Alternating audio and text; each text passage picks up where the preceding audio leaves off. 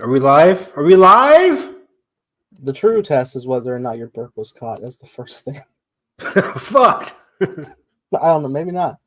But yeah, we're back. Episode number 126 of My Cup of Tea. A little earlier in the day. You can see the glow of the fucking light of the Jedi coming tonight. Is that from that your sun? Is that the sun over there? Or? Yeah, that's my window. That's your window? Okay. I was like, is that a light? But yeah, we're early tonight because tonight is the night for the Acolyte. I did not mean to rhyme, but there we go. Why are we doing Jurassic Park? Anyways, you gotta listen to the Jurassic Park theme again. I'm literally, maybe I do. I'm literally quoting the tweet about to say we're going live, but I'm just writing the Acolyte because I'm crazy. Anyways, so yeah, I'm glad to be here. I just finished up a podcast with Josh and Edgar talking about everything we watched in May, but I left some thoughts for here as well because Nathan's my boy. Yeah, I was watching along the whole time, and everyone was like, "Oh, before we talk about Furiosa," and I was like, "Motherfucker, am I a joke to you?" I'm just kidding. Yeah. Josh's favorite prequel of all time. I heard that, and I was like, I don't know how many prequels there are. But yeah, how many? I was here. I heard your Star Trek question though. And is that a prequel? 2009 Star Trek. It's an interesting topic because, in a sense, it is before the timeline diverges. So yeah, it's weird. It's weird, but I like. I mean, I love Star Trek 2009, but yeah, because of the timeline thing, it kind of makes it ambiguous. It is effectively it is a prequel until the divergence, because at that point then they tell their own interpretations of story. It's like it's effectively what Planet of the Apes does. It's like these are like prequels of like the making of the Planet of the Apes, but it's a far different True. Yeah. Is Rise a prequel? Yeah, it's weird. That's how the original Planet of the Apes went. It was like we had the original and just based on it had like a flip. It was a time travel story that told how apes took over, but this one is, obviously it's a reboot interpretation. Got it. But then we went to like Temple of Doom. And Temple of Doom was pretty peak. That's pretty compelling. That's hard to. Yeah. Right. Yeah. People like to hate on Temple of Doom, but it's my favorite indie movie. It used to be my least favorite, and I rewatched. I was like, "Oh shit, there's so much sauce here." It's just so good. And I'm a guy who likes extra sauce. Believe me. Yeah. I'm not a huge sauce guy. I don't use sauce in anything really, but dry ass. I am. I'm consistently amazed at like how bland Evan is sometimes. I'm like, oh no. Thanks. My brother reminds me all the time. No, I admire you, sir. I mean, I'm a man who's like, I live in a world dominated by cheese, and I'm not the biggest cheese fan. I'm losing subscribers as I say it. I like cheese on my hamburgers, and that's about it. And I guess other things. Anyways, so yeah, there's a lot of movie news. We have some brand new Avengers stuff that dropped recently that I have a lot of thoughts on. But I think we'd start with trailers to get it out of the way. Trailers, Avengers, movie news, Furiosa. Stay to the very end so you can hear our thoughts on Furiosa. I think that's it. That's the big movie we want to talk about. Mm-hmm. Yeah, that at least Nathan saw.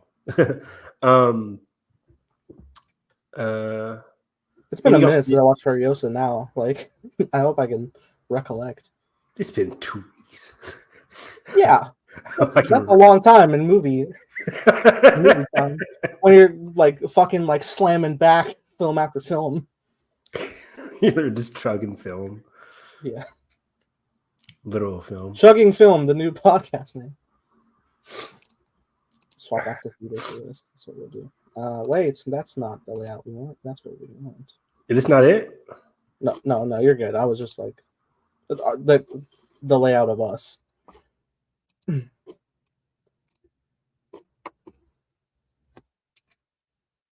I'll preface, Evan has not seen this. I have seen this, and god damn it, it still feels like a teaser, and it would be maybe one of my favorites. Oh shit, that's exciting! I love that. I mean that means from nothing that Nathan said, but from the twisted mind of Nathan.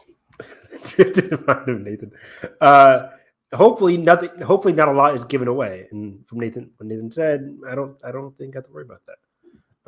So here we go. Let's see if it works here. Let's turn down the volume. Here we go. First time for everything. Alien Romulus for me at least. Here we go. Romulus.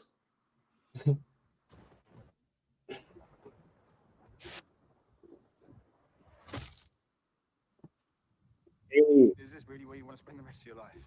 You know I don't. Ooh, connection. Oh yeah, I forgot they're together. This is our only ticket out of here. So they're going to an abandoned space station. Is the space station called Romulus? Fede! I believe so. The ship is Romulus. The crew. Oh my god. The concept of this place is so a lot of depth already.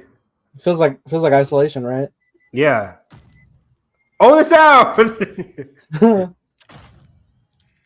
Oh, I like that stomping sound. This is wild. It's an X-ray. Oh! Oh!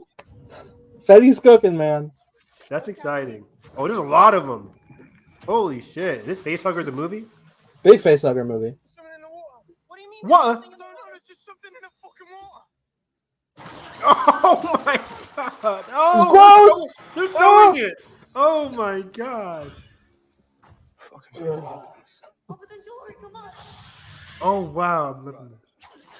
Oh, So oh good. the perspective shot too. Yeah. That's cool. Whoa, here it comes.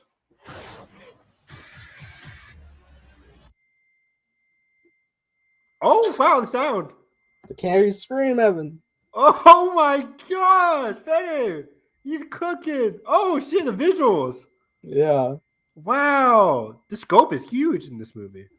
Wow. Are you sure you want to do this? Hey, hold up! Hold up!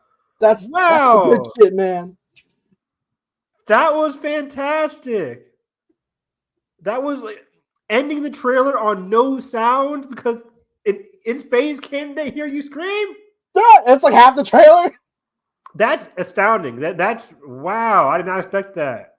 Holy shit. That's surprising. I love this teaser here, or this full trailer. Didn't give us jack. They go into an alien space station and shit happens. They get fucked over. Like that's all I need. You know, and I love Kaylee looks great. The whole cast, you know, frightened, terrified. Hopefully they have a good, strong cast. I was reading up on the Empire Magazine article. Her and the black guy is playing an android, I think. And Okay.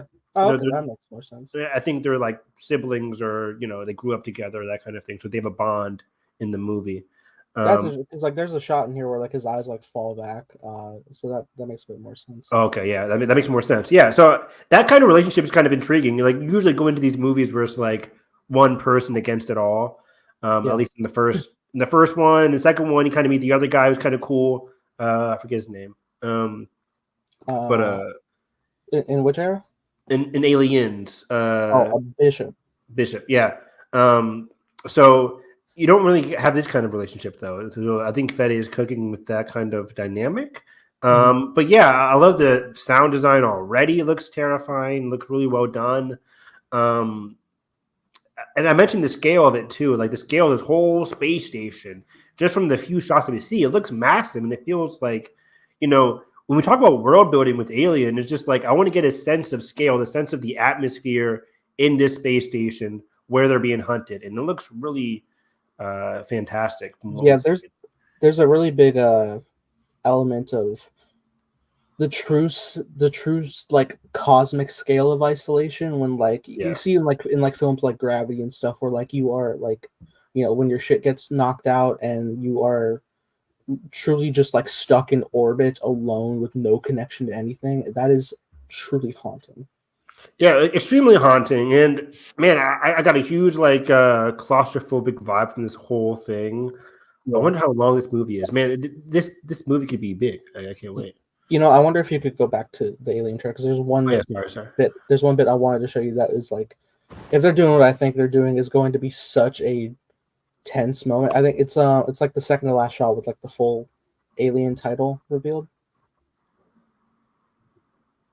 Yeah, about here or a little before.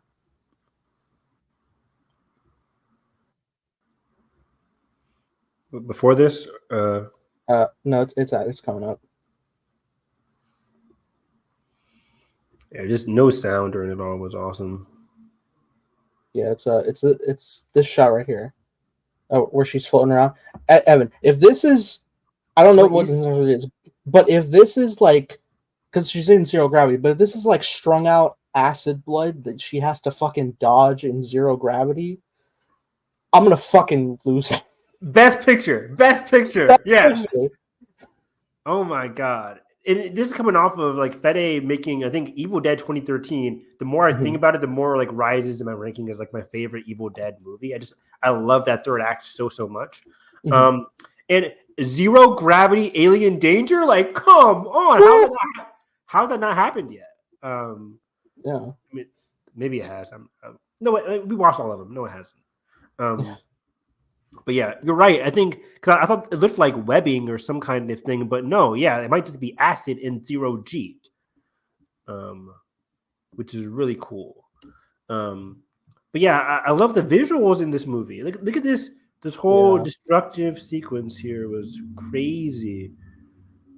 This It feels whole very. thing. It feels like it's not just like a grand scale, but it also still feels claustrophobic and intimate. Extremely so, yeah. And we heard him talking about. I love a good. I think we've seen this in some other Alien movies. I think Alien 1 or 2, where we saw a small perspective of the facehugger. Maybe not. But I just love it. I love seeing the small scale perspective. Really elevates the horror of the facehuggers. Absolutely. But yeah, I just love going through all these rooms. It's really cool. Yeah, I've always See that loved the again? aesthetic. I've always loved the aesthetic. But yeah, no, also yeah, facehuggers are like with how quick they are and like how quick they strike and how invasive. Yeah, immediately. Like it's not just like they're killing you. Like they need to host your body. It's violating and disgusting. Extremely disgusting. The whole X-ray thing was really cool too. Oh my god. I think that might have been, if I'm theorizing, that shot is like a xenomorph like post like molting because they molt. That was established in the first one. As they grow. So there was like that shot with like his fingers coming out. Oh man. Yeah, I think the last 30 seconds of this trailer is all muted. That's so cool. Amazing. I need this in That's IMAX. This is disgusting, a wow Nathan. That's terrifying. That's so terrifying. Wow. Oh my god. Just Fede's imagination with this franchise. Like, come on. How do you think of this? As disgusting as it is, it's also like it is beautifully captured, like how they pulled this off. The lighting of it. Man. Come on. So yeah, I cannot wait for this movie. Yeah, it's gonna be great. Fully on board for Alien Romulus. Absolutely.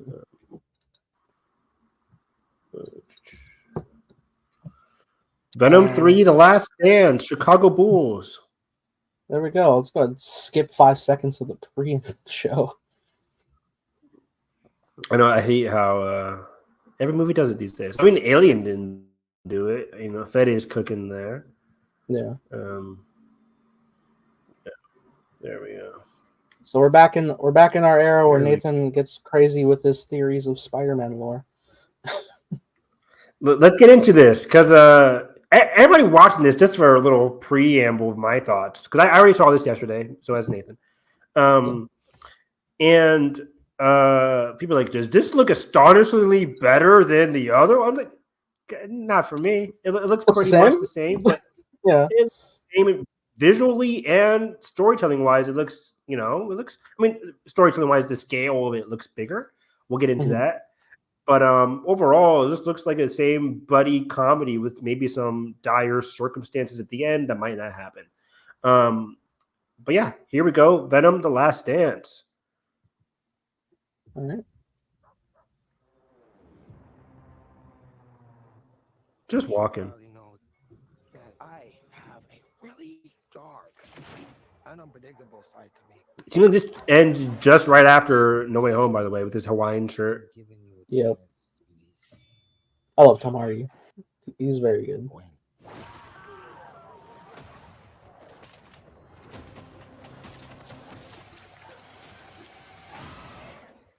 It's good stuff, man. They're really good at the symbiote action. The symbiote action has consistently been one of the brighter spots of this whole trilogy.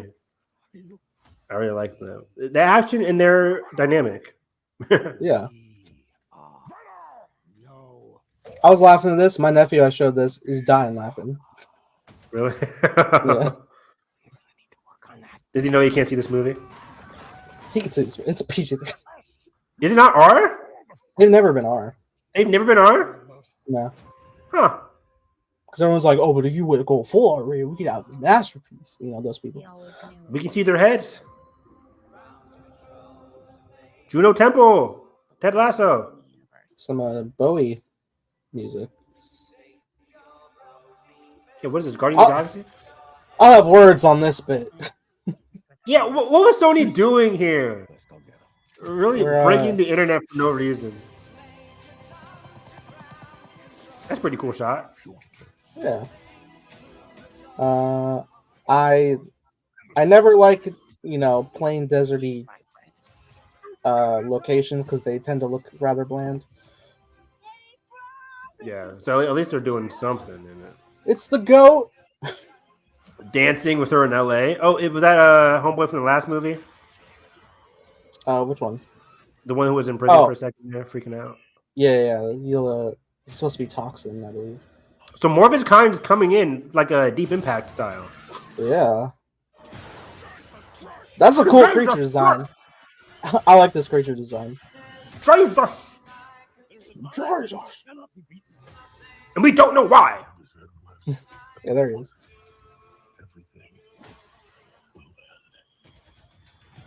You may not make it out of this alive, buddy. So everything may end. We have to kill Venom. Why Venom specifically? Are they gonna die, Nathan? Is he gonna sacrifice himself, Hollywood style? Yeah, just, like the end of the first movie. How fast do you think you can This is cool. go? This was surprising. What the hell? I really like the design of it. That poor horse. Yeah. God, and the tongue. Nice little callback. IMAX. Are you seeing this on the big screen? And Nathan, Oh, you know it, boy. You know it. IMAX and Dolby in the same night 3 times. I did see Venom twice. Of course you did. This is it's big week for black aliens with sharp teeth, Evan. Fuck you. Am I wrong? Not really. So yeah, thoughts, Nathan? Okay, now I got a fucking Sony breaking the rules. This is weird, right? So this is in the Yes. Sony universe. I don't know, because as it was, It has to be. That's fucking Cheeto edgy for. yes, you're right. However, I don't know what the fuck, but as it was laid out to the audience, Yes. as unceremoniously they set up in the last film. Oh, he's been brought into the MCU, and then we got to know him, and he was like, he has been taken out of the MCU just as fast. But that being said, this bit of symbiote right here with the same bartender in the same location, Stays. same bar, was supposed to be in the MCU, Yes. and now they're obtaining it. I don't know if they got TVA ties. Fucking doubt it. But this doesn't align, Evan. Similarly, how it doesn't align in the famous end credit scene of Morbius, where they're like, "Oh, we're gonna send everybody home," and then Toomes randomly got misplaced out of the MCU into the Morbius's universe. It doesn't make sense. But No. could he still be having a drink at the bar? Like, so at the end of Venom, Let There Be Carnage, he gets transported to the MCU. Then he goes to the bar, or is he at the bar? Well, he was already, so at the end of the second one, he was already a fugitive on the run based on the movie. So he was out hiding in like the tropics. So he was already there at a resort, and then he got displaced into a similar resort in the MCU. So presumably he was just in the bars resort hanging out. Because he was even like, maybe I should go to New York and visit the Spider-Man. And then he got replaced back into his unit. He got all glowy and he disappeared. But the symbiote bit stayed. It didn't disappear. Stayed in the MCU. Yeah. So what I'm saying is the symbiote bit can still be the MCU, and the symbiote bit can still be in this Sony Marvel universe. Well, I hope Right? not.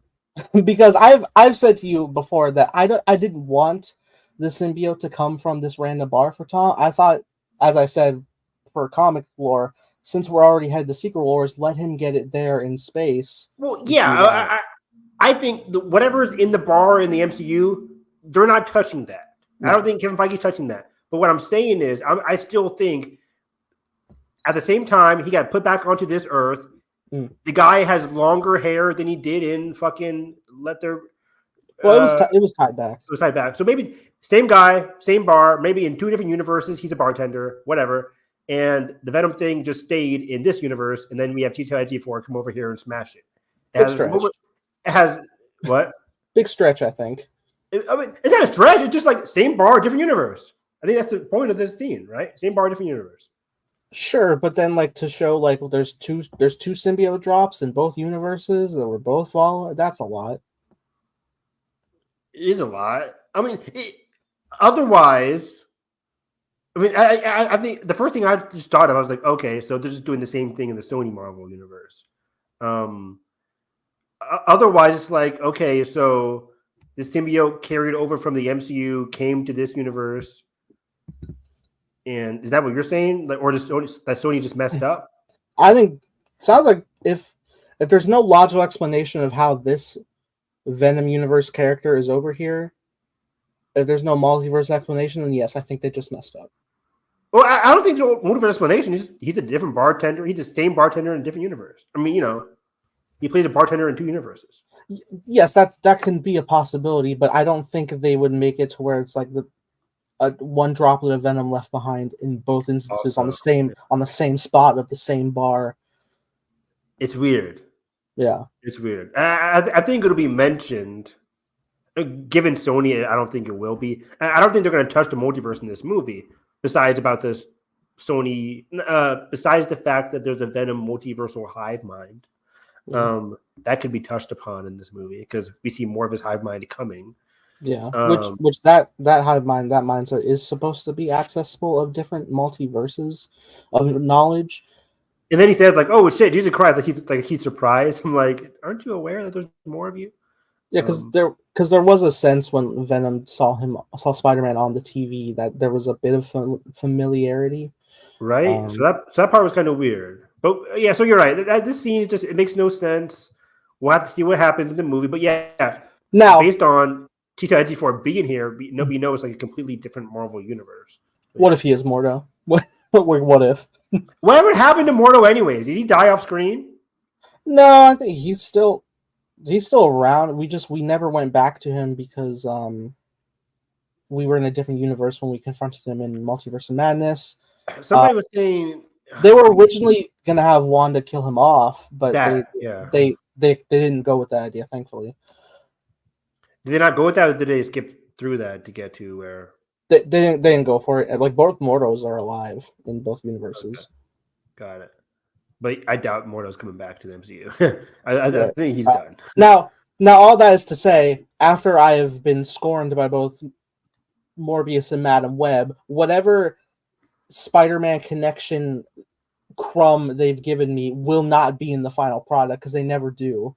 They never do, and this is we got to make it known, this is the last Venom movie. I don't think they're going to tie in any other Spider-Man connections in this movie. This is one and done. Trilogy's over. The only other Easter eggs are going to be regarded to other past Venom movies, in my opinion. I don't think they're going to shove in Spider-Man connections. We'll put him in a live-action Spider-Verse movie, Evan, of course. He could be in Secret Wars. That's about it.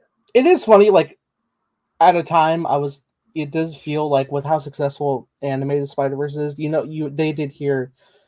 do hear rumors where like Sony wants to do a live action Spider-Verse, and it's like, but how close are we to that? But now we're making a Nicolas Cage Amazon series playing the same character. So it's like a lot of doors are open. Yeah, exactly. I tried muting myself, but I made a bookmark instead. But to that point is like, if they were to go follow through with projects like that, I could see Tom Hardy and Venom coming back in that capacity if they don't want to just put him in the MCU, which I think they would. I think Hardy and Holland would have had great rapport. But the future is, a little muddy. Grim. I wouldn't say grim. That's also that was the dude playing guitar in the bus is Rise. That's Reese Evans. Rice Yeah, Evans. he's the lizard in Amazing Spider-Man. I don't think he's Dr. Connors here. Nope, he's just a guy with a guitar. Guy with two hands. Two hands. Did you hear the Peter Parker rumor that was floating around there about? I heard that.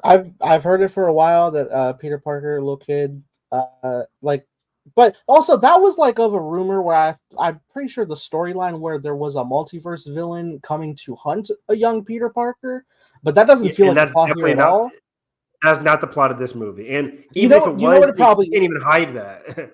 Right, and you know what it probably is like people might have like maybe that was an idea, and maybe they've toyed with that, but probably whatever scooper picked up the idea of like there's a young child here and his mom, and another woman is like, oh, it's Peter and Aunt May and Peter's mom, but now it's probably just like there is a family tangled up in the situation, and Venom has to protect his family. It's probably just gonna be that. Probably that. Oh, you mean like Elektra? Heyo. Listen. It kind of reminds me of like the spoilers for Madam Webber. It's like, oh, she's protecting a young Peter Parker. They're after a baby. They're after yeah, Aunt May or whatever. Got to protect Aunt May. And that wasn't even part of the movie. So that's probably like an early rumor that got discarded because the kid that's in this movie just looks like an average kid. I don't think it's going to be like a Peter Parker or anything different. I don't know what Sony plans to do after Venom Let There Be Carnage. Last Dance. This is their last Venom movie. Madam Web flopped. They have Kraven this fall. Moving past 2024, right. We don't know. Kraven looks like an inevitable flop. In my opinion, this movie might be the least grossing Venom movie. And there was a big drop from Venom 1 to Venom 2. So I think it's safe to end it here at Venom 3.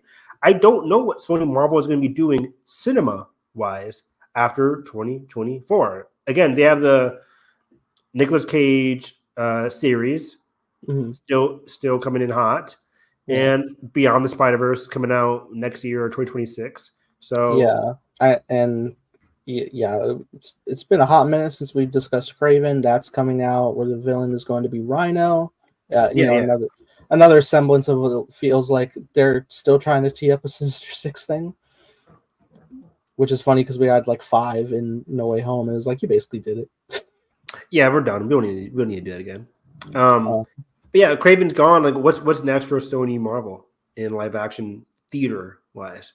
That's the question. I guess it also kind of turns to the future of like what they're going to do with Spider-Man 4. I don't know if there's any story of that right now. I know there's been rumor that there might be some symbiote stuff that we discussed in Spider-Man 4, but now if this whole displacement of the bar scene's in play, who's to say? I hope it's a null rumor. I don't think we have to rush symbiote in Spidey 4 yet.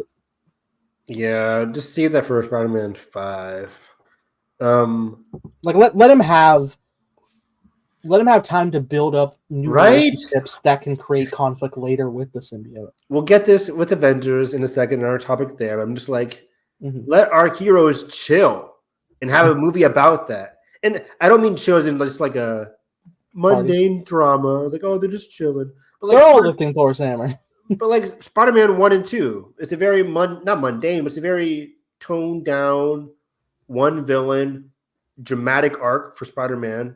Even Amazing Spider-Man 1. Amazing Spider-Man 2 got a little bit messy, obviously. But like Amazing Spider-Man 1, even parts of Amazing Spider-Man 2, just like give us a romantic or meaningful human story. Spider-Man saves the day. You don't got to go too extravagant with it. You can bring in Daredevil if you got to have your obligatory one Marvel character in there. You can bring in Daredevil. But like, that's about it. We don't need to do a big Venom thing for the first one yet. So Venom Ultimate Carnage, solid trailer. I think it's going to be a fine movie. I enjoyed the first one, didn't love it.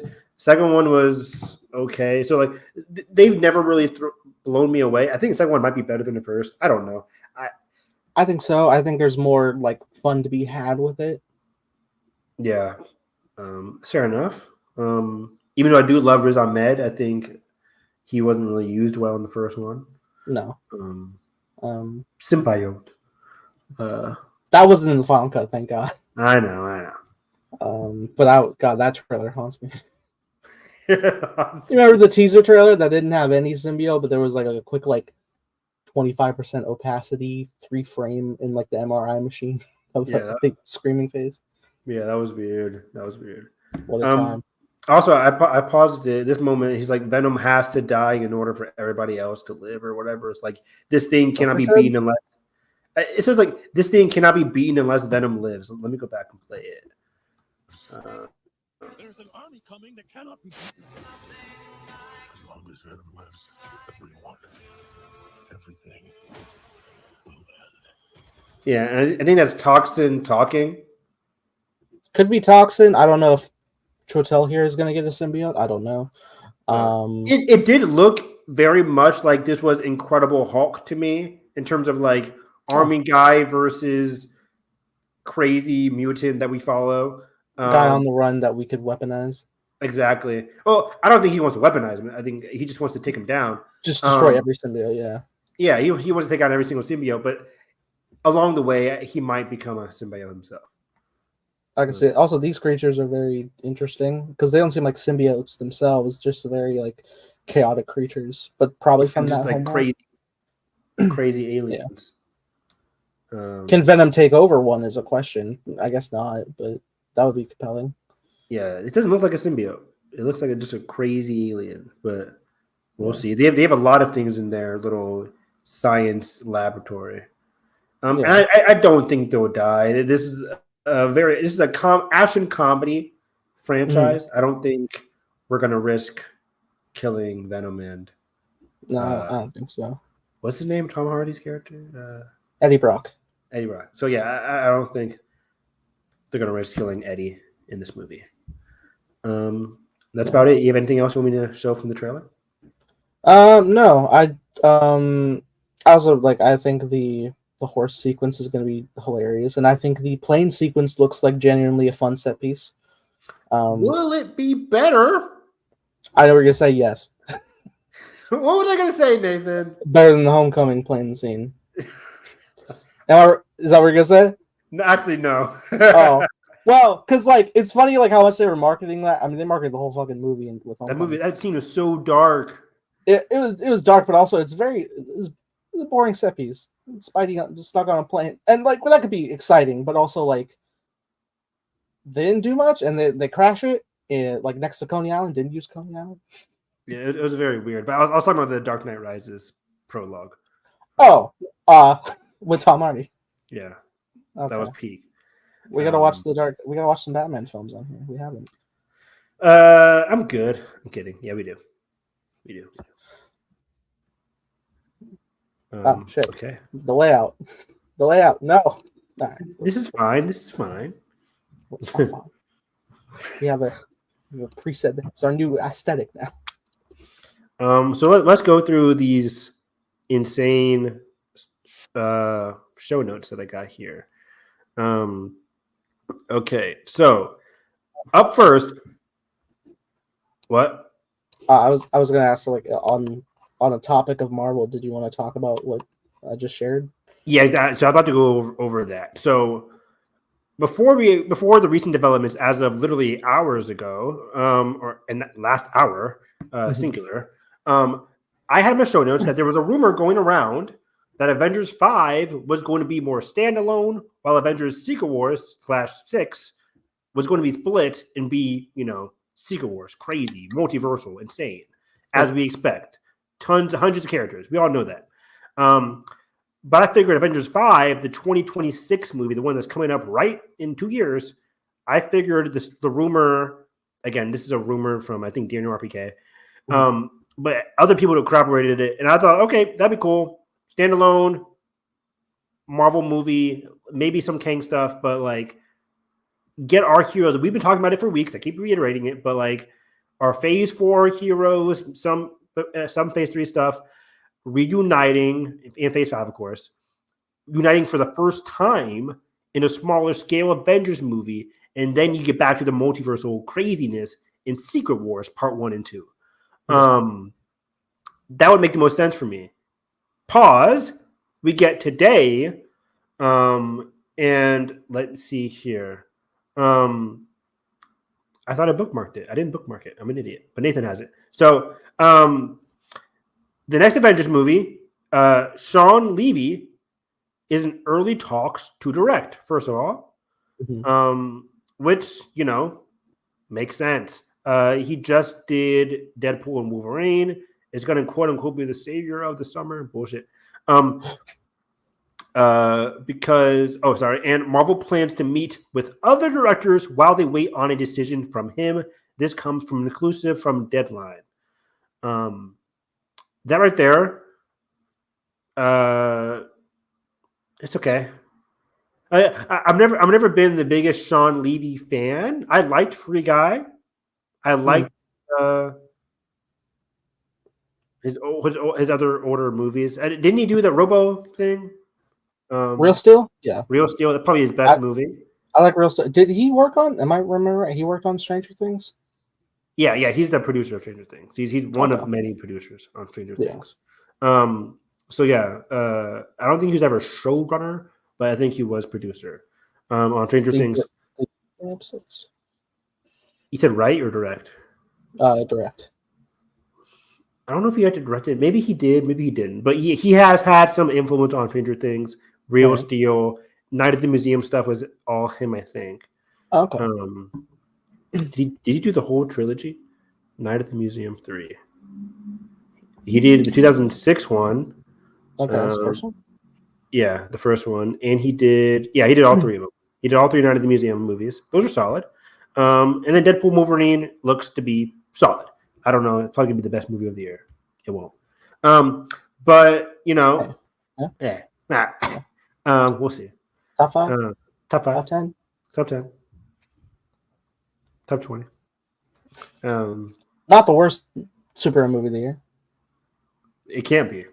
It can't be. It is now a struggle to reach that level. It will be. But yeah, so Sean Levy coming in, it's a safe choice for me. It's a safe choice. It's not unique. It's not interesting. It's not like even I didn't love Doctor Strange 2. I would love to have Sam Raimi. Thank you. Sam Raimi. That seems like a more interesting, unique, and bold choice to do an Avengers movie than a Sean Levy. Sean Levy, this again, is the safe choice. He'll probably make a good Avengers movie, a lot of fan service, but it's not like, oh shit, Sean Levy. No, it's not that. It's interesting when I look at both of them. Would my preferred would be Sam Raimi because he has all the sauce, but he makes the sauce in house. But with Sean Levy, I do like his work. I'm a big fan of Stranger Things, and Real Steel is quite fun. And just at least from like what I've seen from like certain action sequences from the trailers for Deadpool and Wolverine, it looks very kinetic. I think it looks very visually pleasing to me. And I think when I look at both of them, like just looking at what they're doing with Marvel, both Multiverse of Madness and Deadpool Wolverine are movies that are featuring multiple, not just like multiverse angles, but different like versions and variants of other heroes and like how one's handling them. So it kind of feels like a Russo's brother instance where it's like, oh, see what you do with Civil War? Hey, that worked. You were able to handle these different characters well. They all meshed together. All right, you're definitely the safe choice for here. And oh my God, we've had the third highest grossing film of all time. Look at that. I think you're exactly right. We've seen this happen before. They see success, they want to replicate it, hire them again. Which, that's how businesses work. That's how the world works. So it makes a lot of sense. It's a safe choice. And again, the safe choice with the Russo brothers ended up being, again, two great movies in Endgame and Infinity War. And I love Civil War. Yeah. Might be their best. I love all their Marvel movies. I love all their Marvel movies. Keyword Marvel. But yeah. Did you see the new poster for Alien Romulus and how it looks very close to the Cherry poster? It did. Your favorite movie of all time, Cherry, right? I haven't seen Cherry. No, me neither. Because it's on Apple, and I hardly ever have Apple unless Monarch's out. Season 2, baby. You got it. You got me. You got me. So Sean Levy's exciting, not so exciting, but it makes sense, and he won't make a bad movie, I don't think. Not mad at it. And yeah, you brought up Free Guy, which I forgot. I really enjoy Free Guy. I think there's as like maybe understated as it can be at times, Joe Keery and Jodie Comer's romance is like my favorite exploration of that. I love exploring romance in any aspect, but there's hearts, and I love the heart. It had heart, and I think it really worked for me too. I don't think I like dying to revisit Free Guy, but it worked for me. I had a fun time with that movie. With that being said, in terms of tackling like very like heartfelt moments, I think he's potentially bringing a very compelling Wolverine story from what we saw from the last trailer. How deeply impactful that can be for the character in terms of what the journey will be there. I'm very curious to see how that will work, because from the trailer it looks like, okay, you're cooking something here. This Wolverine variant has a tragic past. Dive deep into it. Don't make a joke out of it. Yeah, because I think like most of us were thinking like, we're pulling a random Wolverine out of his day-to-day X-Men fun hijinks to come with some Deadpool hijinks, and it's going to be a fun, cool adventure. But they were like, no, this Wolverine, his entire world died, and it's potentially all his fault, or at least that's what he believes, and he is haunted by that. That is like, I never expected that from the trailer. Me neither. So hopefully that cooks. Then I'll have a completely different opinion on his coming back for the next Avengers if he wants to. It's a big embark. Is he still writing a Star Wars movie? No, probably not. We can say that for everybody who's working on stuff outside of Lucasfilm. I know, right? It's like, they'll work on it. They'll be announced until shit happens. But anyways, going back to what I was saying earlier with Avengers 5 being low-key, Avengers 6 being crazy, yes. Deadline also reports that the next Avengers movie may feature more than 60 characters returning to the MCU. It is already set to be one of Marvel's biggest productions ever. That right there, all of that makes sense for Secret Wars, Part 1, Part 2, if that's still true, if they still want to do 2 parts. Yes. That has not been confirmed, by the way. As we know right now, it's just been Avengers 5, Avengers 6. But everybody is saying Avengers 6 is going to be this one that's split up into 2 different parts because Secret Wars is so big. Yeah. Or they could just do Avengers 5 and 6 are the Secret Wars parts. And that kind of might be what they're alluding here to, where if the next Avengers one is already featuring 60 characters, it's the one coming out May 4th, whatever it is, 2026.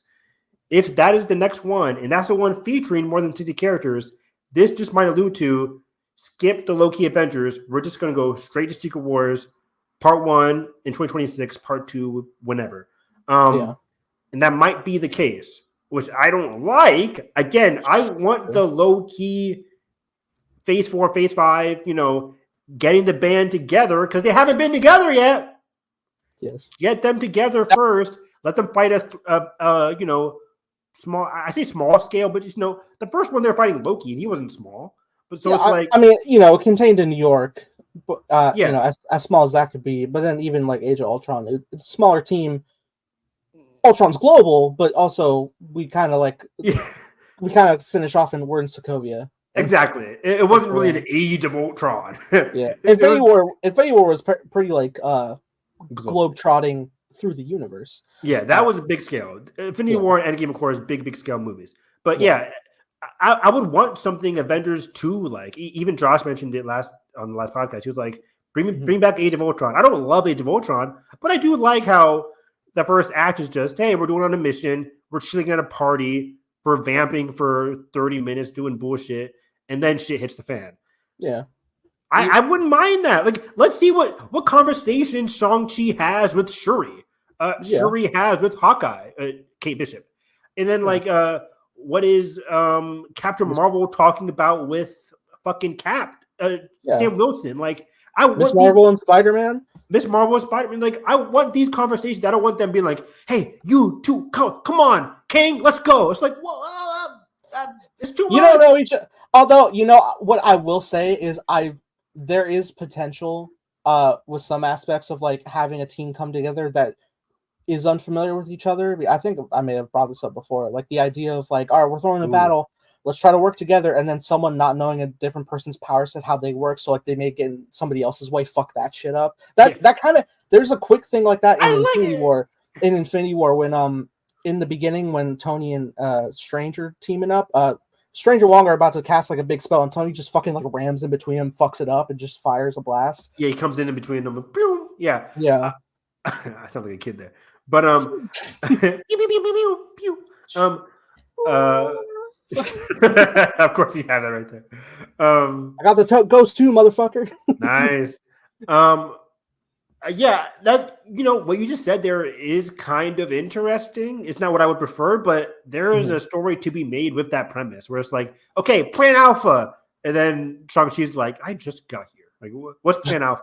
And Miss Marvel and or Captain Marvel and Sam are just like, you don't know, what are you doing here, rookie? Like, come on, use your 10 rings. There is a great like visual language to like stepping to this big of a project with the course of Shang-Chi. It was like you watch that very like very personable family story, and the conclusion is, hey, Wong's here to grab you, and now we're in a meeting with Captain Marvel and Bruce Banner. Yeah, it's crazy. But I think it does ultimately come down to the sense of the writing, because even though there's a lot of build-up with Infinity War and Endgame, when you watch something like Endgame, which is their biggest property, there is a lot of like personal quiet moments. It's a long runtime, but there's a lot of like personal quiet moments with different individual characters and dynamics in that movie. It's not all just like big grand scale action all through and through. A lot of it's a drama, frankly, throughout it. Which one? Endgame? Endgame.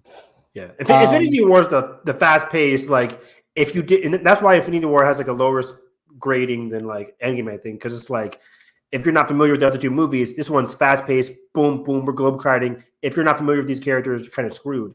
But Endgame is more so like, you have to be familiar with the characters, of course, but it is, like you said, drama. Where were you, Steve? It's like that kind of like, somber drama, Cap and his father, Tony and his father, Thor and his mother. Like, there's a lot of drama between characters and their relationships and their parents that.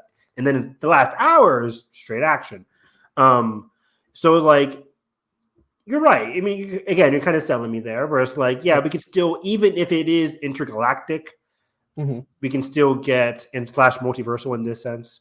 Yeah. You can still get some compelling character moment. That's what you're hoping for. Even a movie like Deadpool and Wolverine, going back to Sean Levy of it all, there is that Wolverine backstory, like we mentioned, and the first part of Deadpool and Wolverine seems to be Deadpool chilling with his friends. And I'm like, okay, even if it gets multiversal, let's fucking go. There's still an emotional center. And if they can nail that, then the problems will dissipate. Until then, I'm kind of trepidatious. And I was wondering, I don't know if anybody's saying it, but I could see people saying it, like hearing the idea that there's 60 characters. I can imagine people being like, that's so many. How are you gonna juggle? This is going to be a huge fumble. Oh my god. I was doing a quick head count on the characters in an Endgame, and I got up to 55. So it's not like and it's not like out of the realm, and especially with how many new properties and characters that they have introduced. Like it's very easy to fill a wider roster, and it can vary the amount of screen time they have. It feels like a similar argument I hear with different kaiju properties, especially Godzilla, where it's like, what do you mean Godzilla only has like 9 minutes of screen time in this? This is a fucking gift for this movie. And love it. Exactly. Like it doesn't matter how much screen time he has. It's like it's his impact. And the 60 characters, guys, we know what's happening in this movie, in these movies, these final Avengers movies. I say final, but I mean final for Phase 6. Pre X-Men and Fantastic Four era, pre Mutant Saga, and we know they're closing out the Fox characters. Everybody from the Fox X-Men movies, you're back. Venom, you're back. Spider-Man trio, you're in here. Phase 4 characters, you're in here. Phase 5 characters, you're in here. Yeah. easy. That's like 50 right there. Not And that including other That stuff. doesn't even count variants. Like really, Variants. And yeah, existing people. are these all going to have arcs? Hell to the no. They don't need them. The same thing happened in Endgame. Did Yeah, Pepper have an arc? No, but she was just there with Tony and them. Like, not everybody needs a huge arc. Yeah, there'll be like key characters to have arcs. Probably more so like veterans that maybe they'll find about. Again, like Sam and Miss Marvel or Captain Marvel. Or Thor even. Thor, yeah. It all depends on what they're aiming for, but yeah, majority of build up is like the whole fucking reason of why we're so amped when we go into these is like the other standalone properties are the build up, are the developments that when they're here they're like, oh shit, how's we're like, oh, we're invading Wakanda, fuck, Shuri's like by herself, oh no, but like she's capable, we know she's capable, we'll see how this rolls. Could be solve Wakanda forever, exactly. Yeah. And going back to what you just said though, like in terms of the setup is within these installments. Unfortunately, for Phase 4 and 5, given the productions, they haven't had the time to necessarily set it up. Besides them just being their initial installment, like Shang-Chi, you don't need to see anything more for Shang-Chi. Wakanda Forever, we don't need to see anything else for Shuri. But it's just still like 2025 is just going to be their year to try and set up anything, and I don't even know if they're going to be able to do that, given like Thunderbolts and Cap 4 already have a small scale story arc that they want to talk about in terms of like the test tube superheroes like Thunderbolts and Sentry and all that kind of stuff and Serum stuff. So it's like, is that going to coincide with the Avengers story at all? We'll have to see. Like, even though like they didn't like discuss in like their standalones because that wasn't their main issue in their life at the moment. Like we know like Carol and Bruce are aware of like Shang-Chi's ring sending out some sort of signal for something. Like that's never going to get addressed. It'll get addressed. Fucking give it time. Let them fucking back burner cook. The Eternals post-credit scene not being addressed. Shang-Chi signal. Eternals coming back, baby. Who's coming back? Eternals, let's go. They're not coming back. Come on. Shang-Chi. They're missing. We gotta save them. Yeah, they got kidnapped by Celestial. Galactus is coming. He'll help us like tie that connectively. And then I'll see you again, Mr. Whitman. Mahershala Ali. They're making played. God damn it. Is that in our notes? That's in our show notes, isn't it? What, Mahershala's doing something else? I don't think I even had that here. But Mahershala Ali was added to Jurassic Park, Jurassic World 4, or whatever we want to call it. The new franchise for Jurassic Park. Yeah, I don't have it on here. Why not? Jurassic. But let's talk about that real quick because Mahershala Ali got cast as a lead character in the next Jurassic Park, which is crazy for Universal because they have not rolled cameras yet. They're still in pre-production, still casting, or they're not. They're probably finished casting. It hasn't been announced yet, but they haven't rolled cameras on that movie. It's coming out still. They still want the release date of like July 11th, 17th, mid-July, whatever, 2025. 1 year turnaround. Meanwhile, what just started rolling? And you got to market it too. Those post-production team. Oh my god, I feel so bad for them. That's bad. So you can film it within a year easily, but can you edit it within a year? Can you ship it within a year?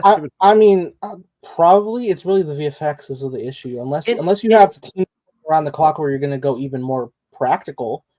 But even then, there's so many touch-ups you have to do. Exactly. It's a Jurassic Park movie. There's so many touch-ups, so much little choices and stuff to fix. And then how long had they been working on the script? I don't even know that long.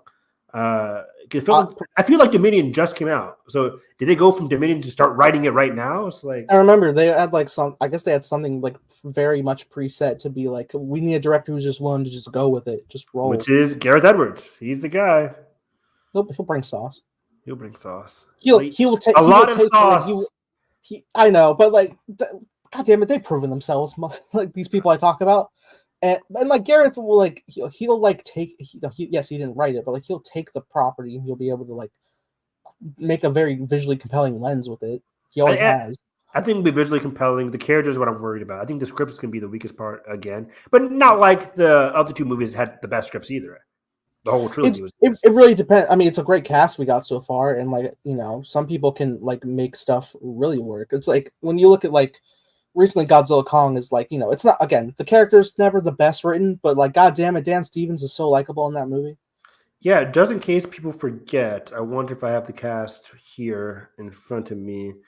I don't. But Mahershala Ali was added. Scarlett Johansson is still the lead, female lead for that movie. Rupert Fiend, who played the Grand Inquisitor, is in this movie. Maybe a villain. Did I remember that? Is Dev Patel in this? No, I think he was a rumor. I think he might be. I think Rupert Fiend might be. Might have taken his place. There was somebody else who got the main guy role. It wasn't Mahershala Ali's in the movie, but he's not like the main guy. Right. I'm trying to pull it up real quick. Jurassic Park. Just look at Discussing World, latest Jurassic World. 5 or 6. 7. Cast. Because I think somebody else came on board for this, and I can't find it. I keep getting Jurassic Park Dominion. I'll find it later. But yeah, so they want this new movie to happen really quickly. And it's funny because yesterday... Sorry. Yeah. Richard Gadd and Tobin Bell are rumored. Richard Gadd and Tobin Bell. That would be amazing. Yeah. That would be amazing. I remember too, and I was like, Jigsaw's using dinosaurs. Yeah, River Friend. Glenn Powell turned it down. Yeah, Scarlett Johansson and director. Yeah, I don't know if any other lead news. Yeah. Yeah, I'm trying to see what else here. Yeah, there we go. Scarlett Johansson, Jonathan Bailey. That's the one. Oh. Jonathan Bailey and Rupert Fiend round out the main trio. Jonathan Bailey, I don't know what he's from. I looked him up. I think we talked about him last time, but I think he was from. I'll look him up for a second. It might be Bridgerton, and then Manuel Garcia Rofo. Don't know who that is either.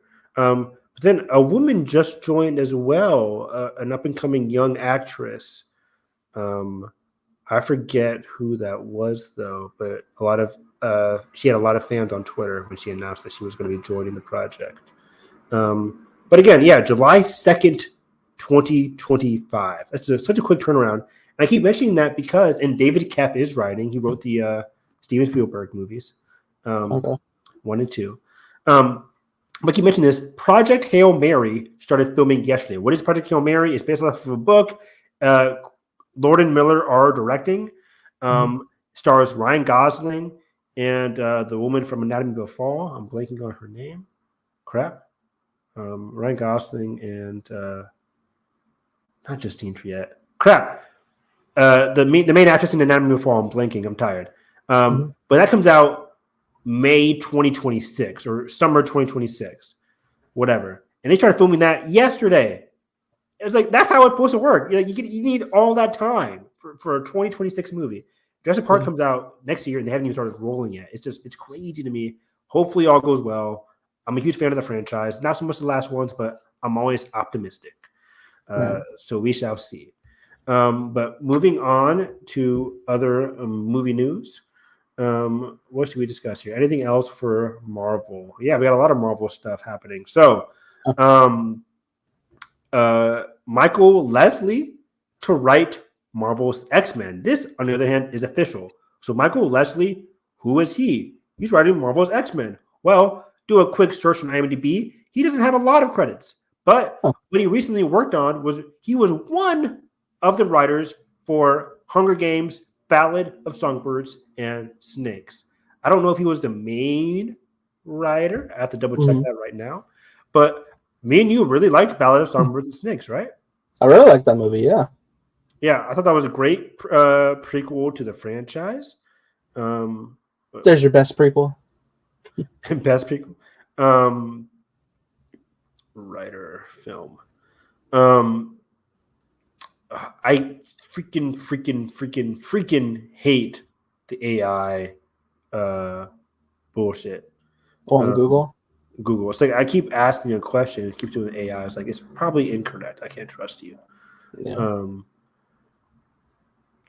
There we go. So on Wikipedia, they say the screenplay was Michael Arndt, famous writer, and Michael Leslie, but he comes out first. So he might have had the biggest impact on the screenplay, but it's not the biggest accomplishment because it is coming off of a very successful book. So it's more of an adaptation. I don't know much of his writing outside of adaptation. He also worked on Hamlet with Michael Fassbender as well. Also adaptation. So, and I think he was also involved with Michael Fassbender's Assassin's Creed, but they specified he was one of the first writers, and then a new writer came on board, and that's the trash he got for 2015 Assassin's Creed. I haven't even seen it. Heard it wasn't good. So yeah, not much to say about his writing. Again, Ballad of Songbirds and Snakes is his biggest credit. But again, they are finally putting pen to paper on X-Men, Marvel's X-Men, Marvel's Mutant Saga happening post 2026.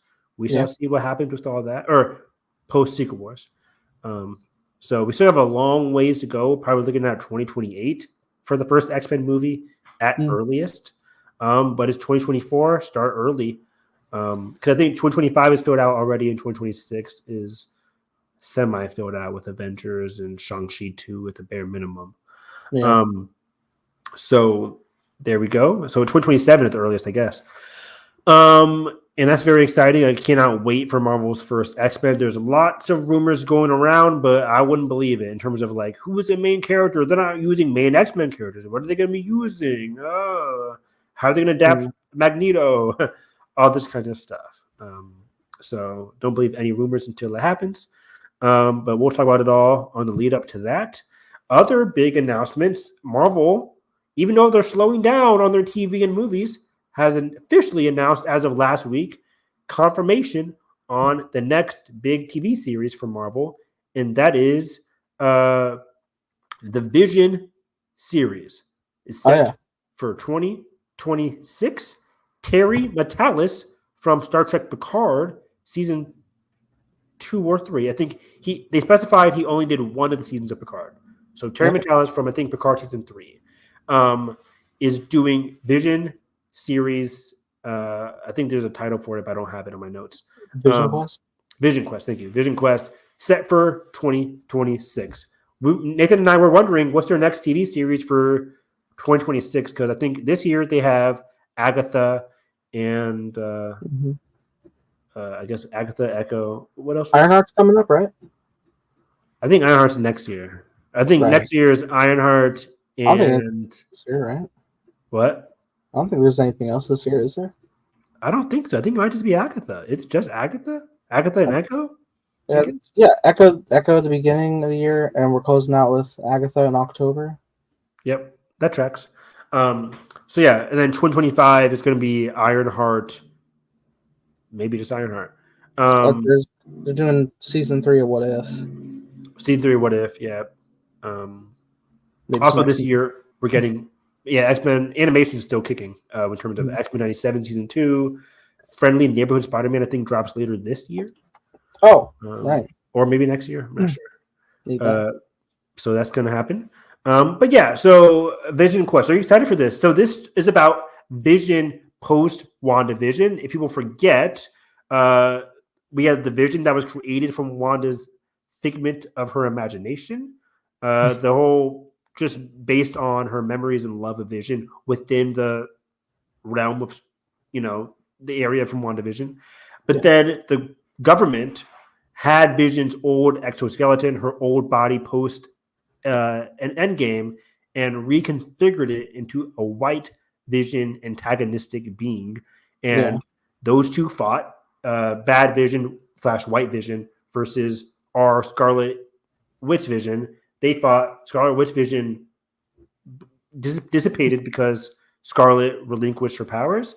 Meanwhile, White Vision had a talk with Vision about ship of Theseus. Yes. And then went off to go Yeah, unscramble his memories, right? he went to unlock certain like key memories and moments to like understand. Oh no, I am Vision, and he's off to go relearn who he is. Which is is a compelling storyline. X-Men recently just did that with Madeline Pryor. Yes, exactly. So it's gonna be something like that. So it's like he has these conflicting memories. This is our Vision. I wonder how long he'll stay White Vision. Paul Bettany will return. I'm not super stoked for this. It's just one of those other spin-offs from WandaVision.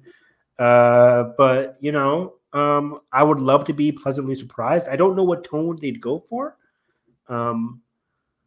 Yeah, that's is he gonna make a family of his own like the comic books of that one Vision miniseries? They could. I don't want that because Wanda. It's too similar. Yeah. Yeah, but also like, we believe Wanda to be alive, despite how Multiverse of Madness went, which pissed you off, even though we know. But I want them to come back together. It seems odd to like rip them apart tragically, and it's like, oh no, but he is back. But now we take Wanda. That's that's some Romeo and Juliet level tragedy. Exactly. I would love for Wanda to reappear in Vision Quest. That would be awesome. Mm-hmm. There's already rumors that she'll be in Agatha. I doubt it, but you never know. Flashback or not. I could see that. But yeah, I do look forward to it because I really like Paul Bettany and how he plays Vision. Especially if we're potentially exploring like an angle of where he's still a bit of his robotic nature relearning how to feel those human emotions. That could be very compelling. Put him in situations of like seeing people just have their normal day-to-day emotions and trying to find that understanding, like how do you feel that way, why do you feel that way, and then reflecting and experiencing and learning to grow humanity. It's compelling. It is. So but can you make a TV series out of it, an entertaining TV series out of that? I don't know.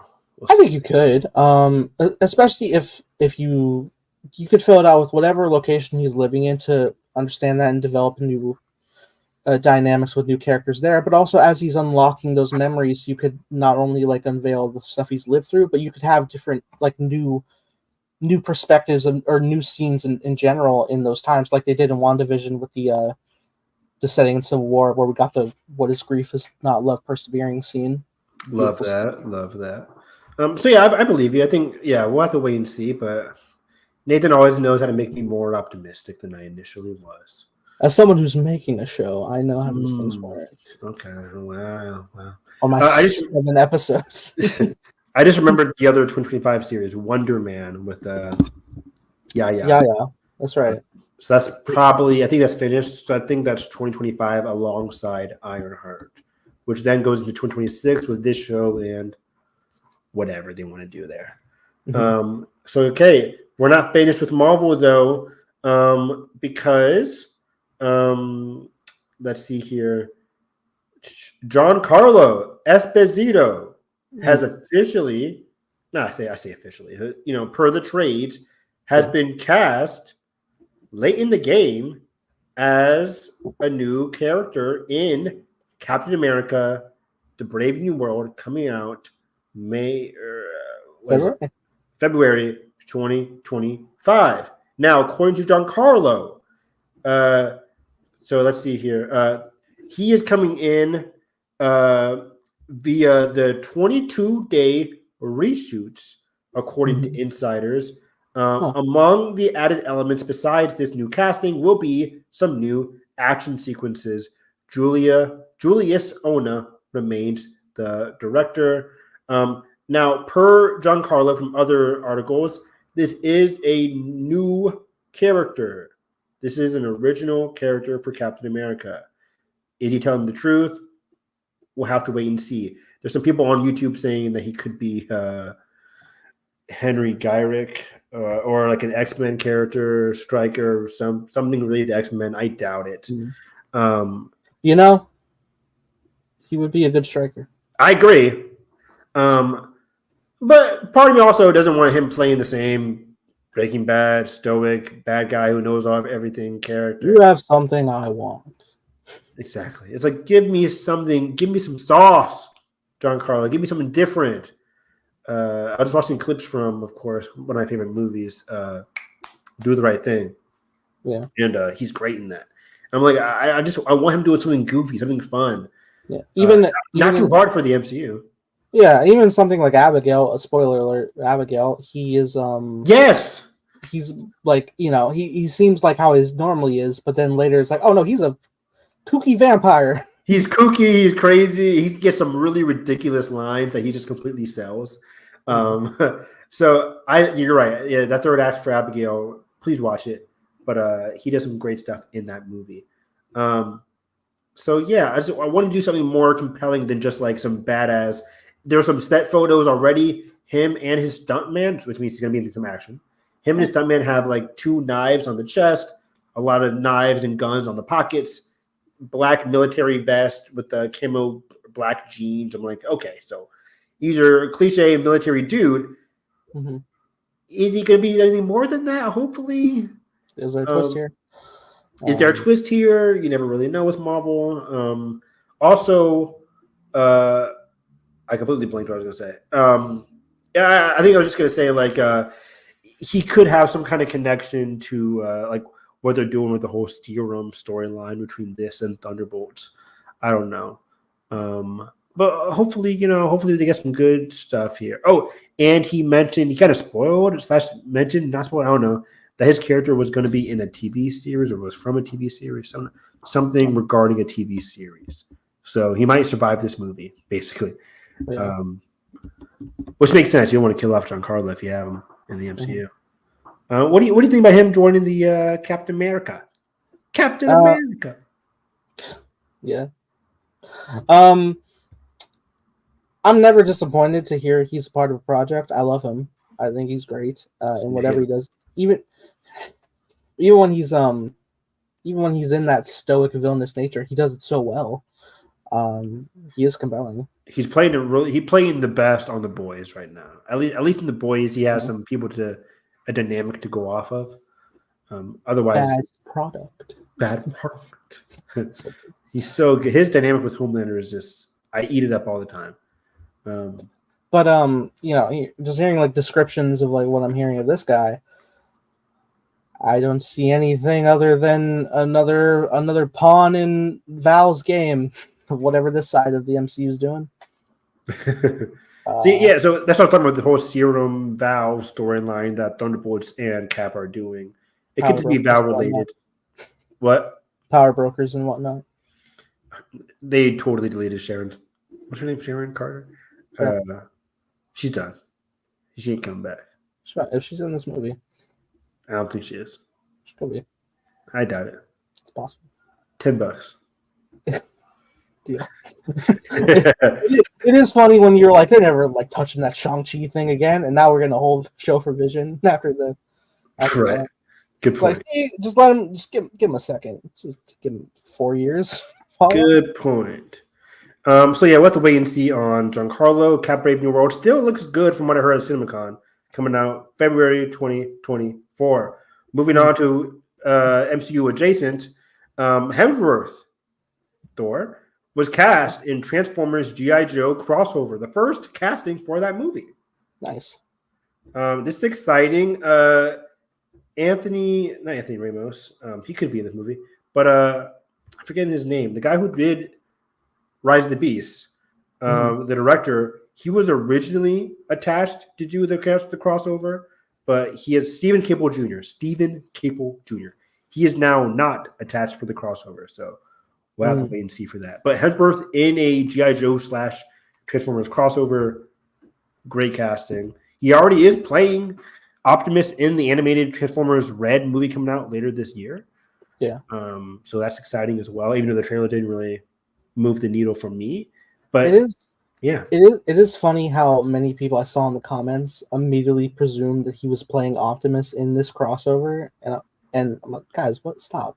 No. He's Optimus in the kids movie coming out this year. Yeah. He's not going to be Optimus in Peter Cullen is still voicing Optimus right now. Yeah, Peter Cullen still be Optimus in this movie probably. I would assume. Now, Nathan, is Hemsworth playing a Joe or is he voicing another Autobot? or Decepticon? It's a good question. If I were to guess, I would probably go Joe just for like a facial star power. And also, he's a very physically able man. Yeah. So he's one of like a top soldier for sure. I would love, they offered a role in the Joes to Anthony Ramos in the last movie. I would love to see him back. I don't know when this is going to be taking place because that was back in 92, 93. I don't know. Right. Oh, I I know guess exactly right. But again, like it doesn't both, matter. yeah, it doesn't matter. They can set it whenever they want. Both Bumblebee and Rise of the Beast are set pre 21st century, so They can make this early 2000s and keep Anthony Ramos and Haley. and play Evanescence. You don't and play Evanescence, please. And you don't. Your look doesn't change in your 20s to 30s that much. So I can see them keeping Haley even if it's like 10 years later. Haley looks great. It doesn't matter really. Yeah. So Would they ever bring her back for? I would love it. Please, it take place in the 80s. His is in the 90s. It's a long, maybe not now because now it's like 20 years later. Yeah, it's a big gap there. But which is a bummer because like I would have really loved more of her dynamic with Bumblebee. Me too. Damn it. But Anthony plus Chris would be very fun. Yeah. That'd be a fun dynamic alone. And yeah, we don't know what else is being cast. We'll have to wait and see. But that movie is picking up steam, probably coming out 2026. Yeah. Moving along here. Let's see here. I'll save that for a bit after this. Elle Fanning cast in Badlands, which is a futuristic Predator film we talked about earlier this year. Awesome. Yes. Dan Trachtenberg is back. He directed Prey. Now, there was still going to be a Prey sequel. That was the reports in the Deadline article. Prey sequel is still in the works, but right now, Dan Trachtenberg wanted to do a futuristic Predator movie, and he wanted a big star, and he heard Elle Fanning was a big star, so they went right to her. So I think this isn't even like a big casting search. I think they went for Elle Fanning. She was a fan of Prey, and they got into this. I think she is going to be great in an action-heavy role. Yeah. Is this one going to be theatrical? That's a great question, Nathan. I hope they learned their lesson. The article, because if they're just like, another new release for Hulu. Who else do we have on Hulu? Elle Fanning's here. I know Elle Fanning coming off of The Great on Hulu. Yeah, I hope not. I think the article mentioned like Fox Studios is learning from like the Boogeyman last year went to theaters instead of Hulu, and they had the big Apes hit. But I'm trying to think what else went to studio. But I think they're slowly learning again that like, hey, Prey is one of the highest rated Predator movies outside of the first one, maybe even more so. It was a big hit on Hulu, but I think they know that they have theatrical potential, and they're releasing Aliens this year. So I was like, hopefully Aliens does well, which gives them more confidence to do their sister company and sister franchise in Predator. And hopefully I get a new AVP movie out of it. That would be awesome. I would love that. It really is funny, like that 20th century has both Alien and Predator for so long, and they've only like really tried the one go around. Like, yeah, they had a sequel, but like those are pretty quick succession with each other. Like they never like tried again since or earlier.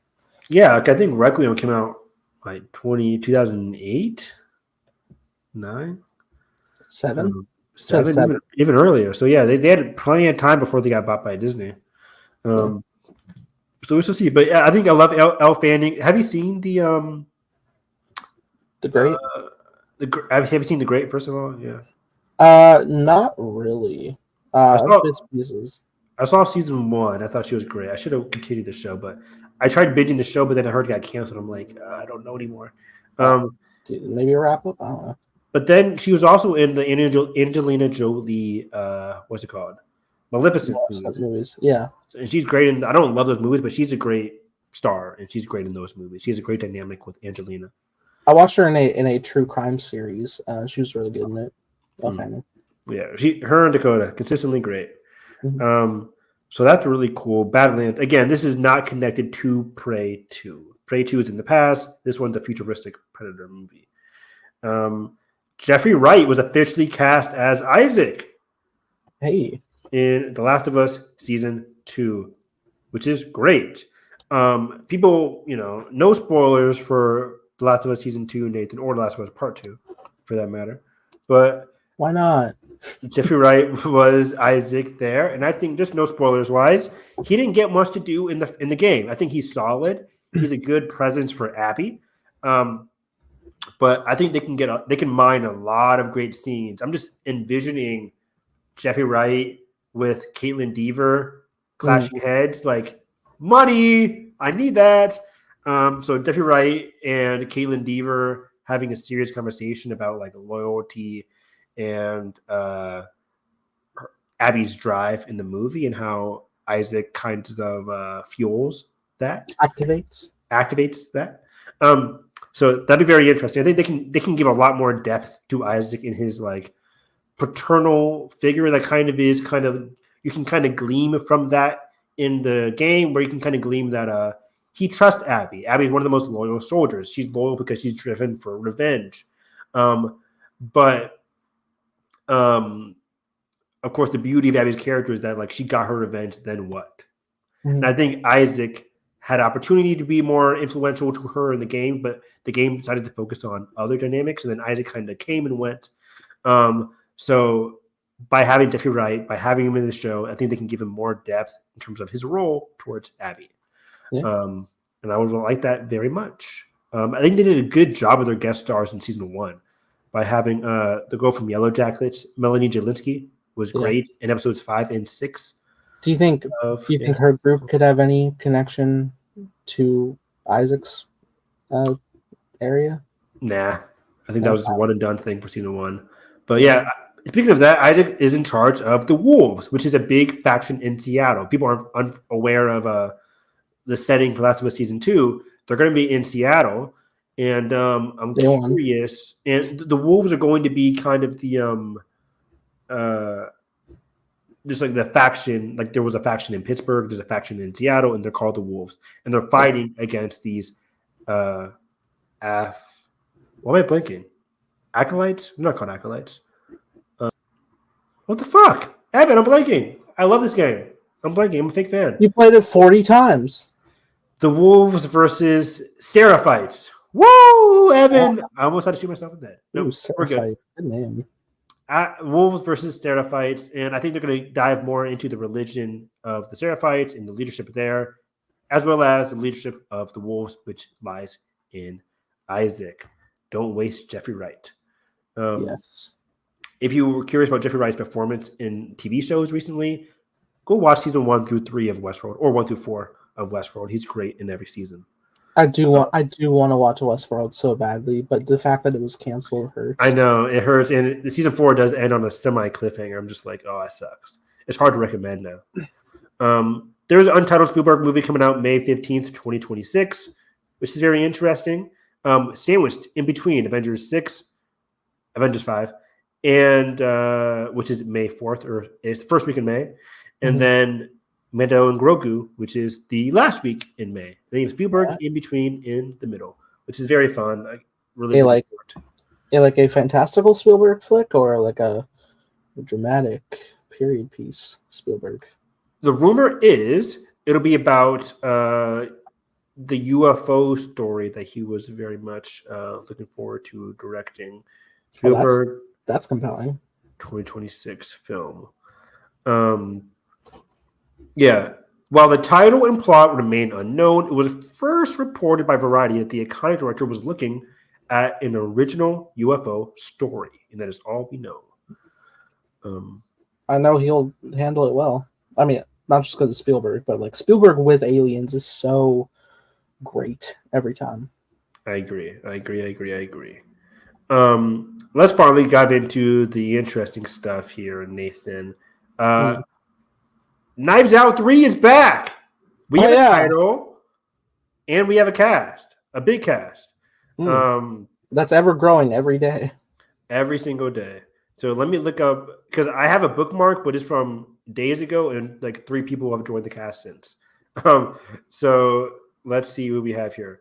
As of today, Thomas Hayden Church joined the cast. Thomas Hayden Church, famous for, of course, Sandman and Spider-Man 3, Nathan's Tombstone. favorite villain. Tombstone. What do you mean? He's in Tombstone. Oh, the movie Tombstone. I'm an idiot. Yes. Yes, the movie Tombstone. Yes, which we watched because it was Nathan's shit. Yeah, it's good. It's in my top letterbox movies. My top 4. It was a great Western. We don't watch a lot of Westerns on commentary, so if you want to go back and watch our movie or watch our commentary of Tombstone, go right ahead. It's honestly, it's one of like the wittiest scripts too. But yeah, Thomas Hayden Church. Oh, the movie is called Wake Up, Dead Man, which is a fantastic title. It already seems a bit more different than like Glass Onion or just Knives Out, even though it's called a Knives Out story. Hate that. Hate that.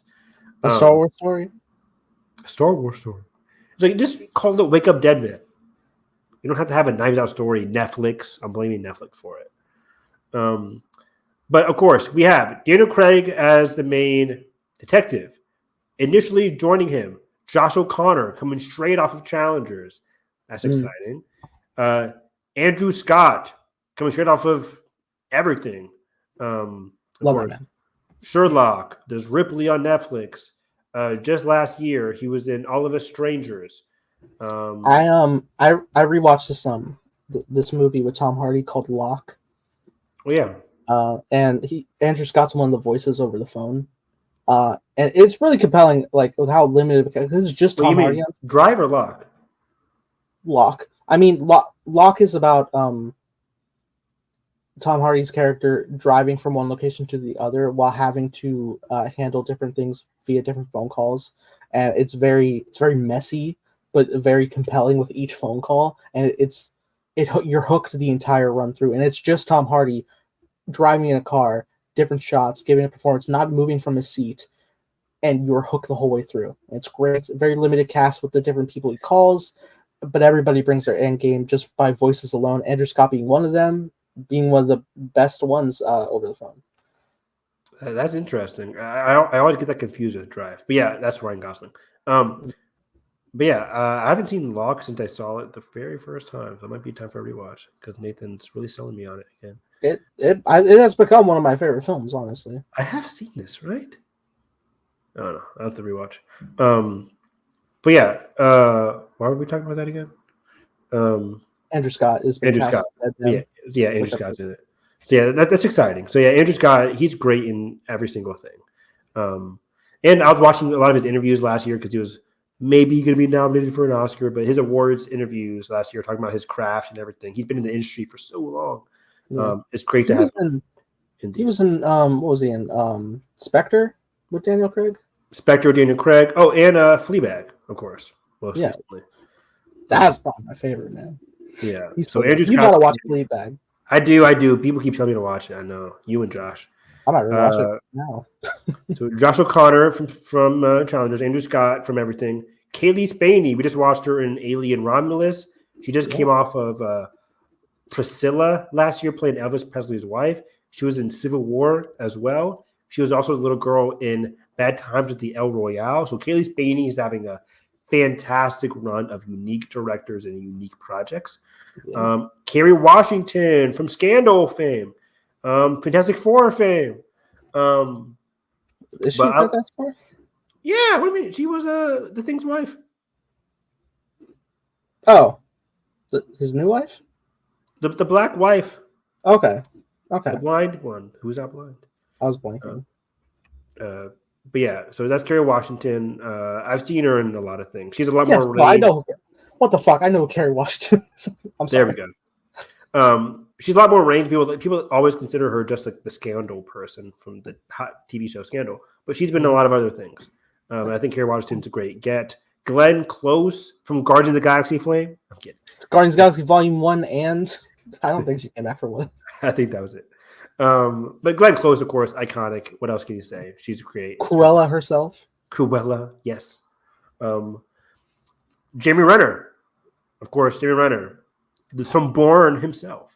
who is canonically Jeremy Renner in this universe. Great point. Yeah, I forgot all about that. Me But too. yeah, he's on like the can, right, in Glass Onion. He is the hot sauce that almost makes Janelle Monáe break her playing dead scene.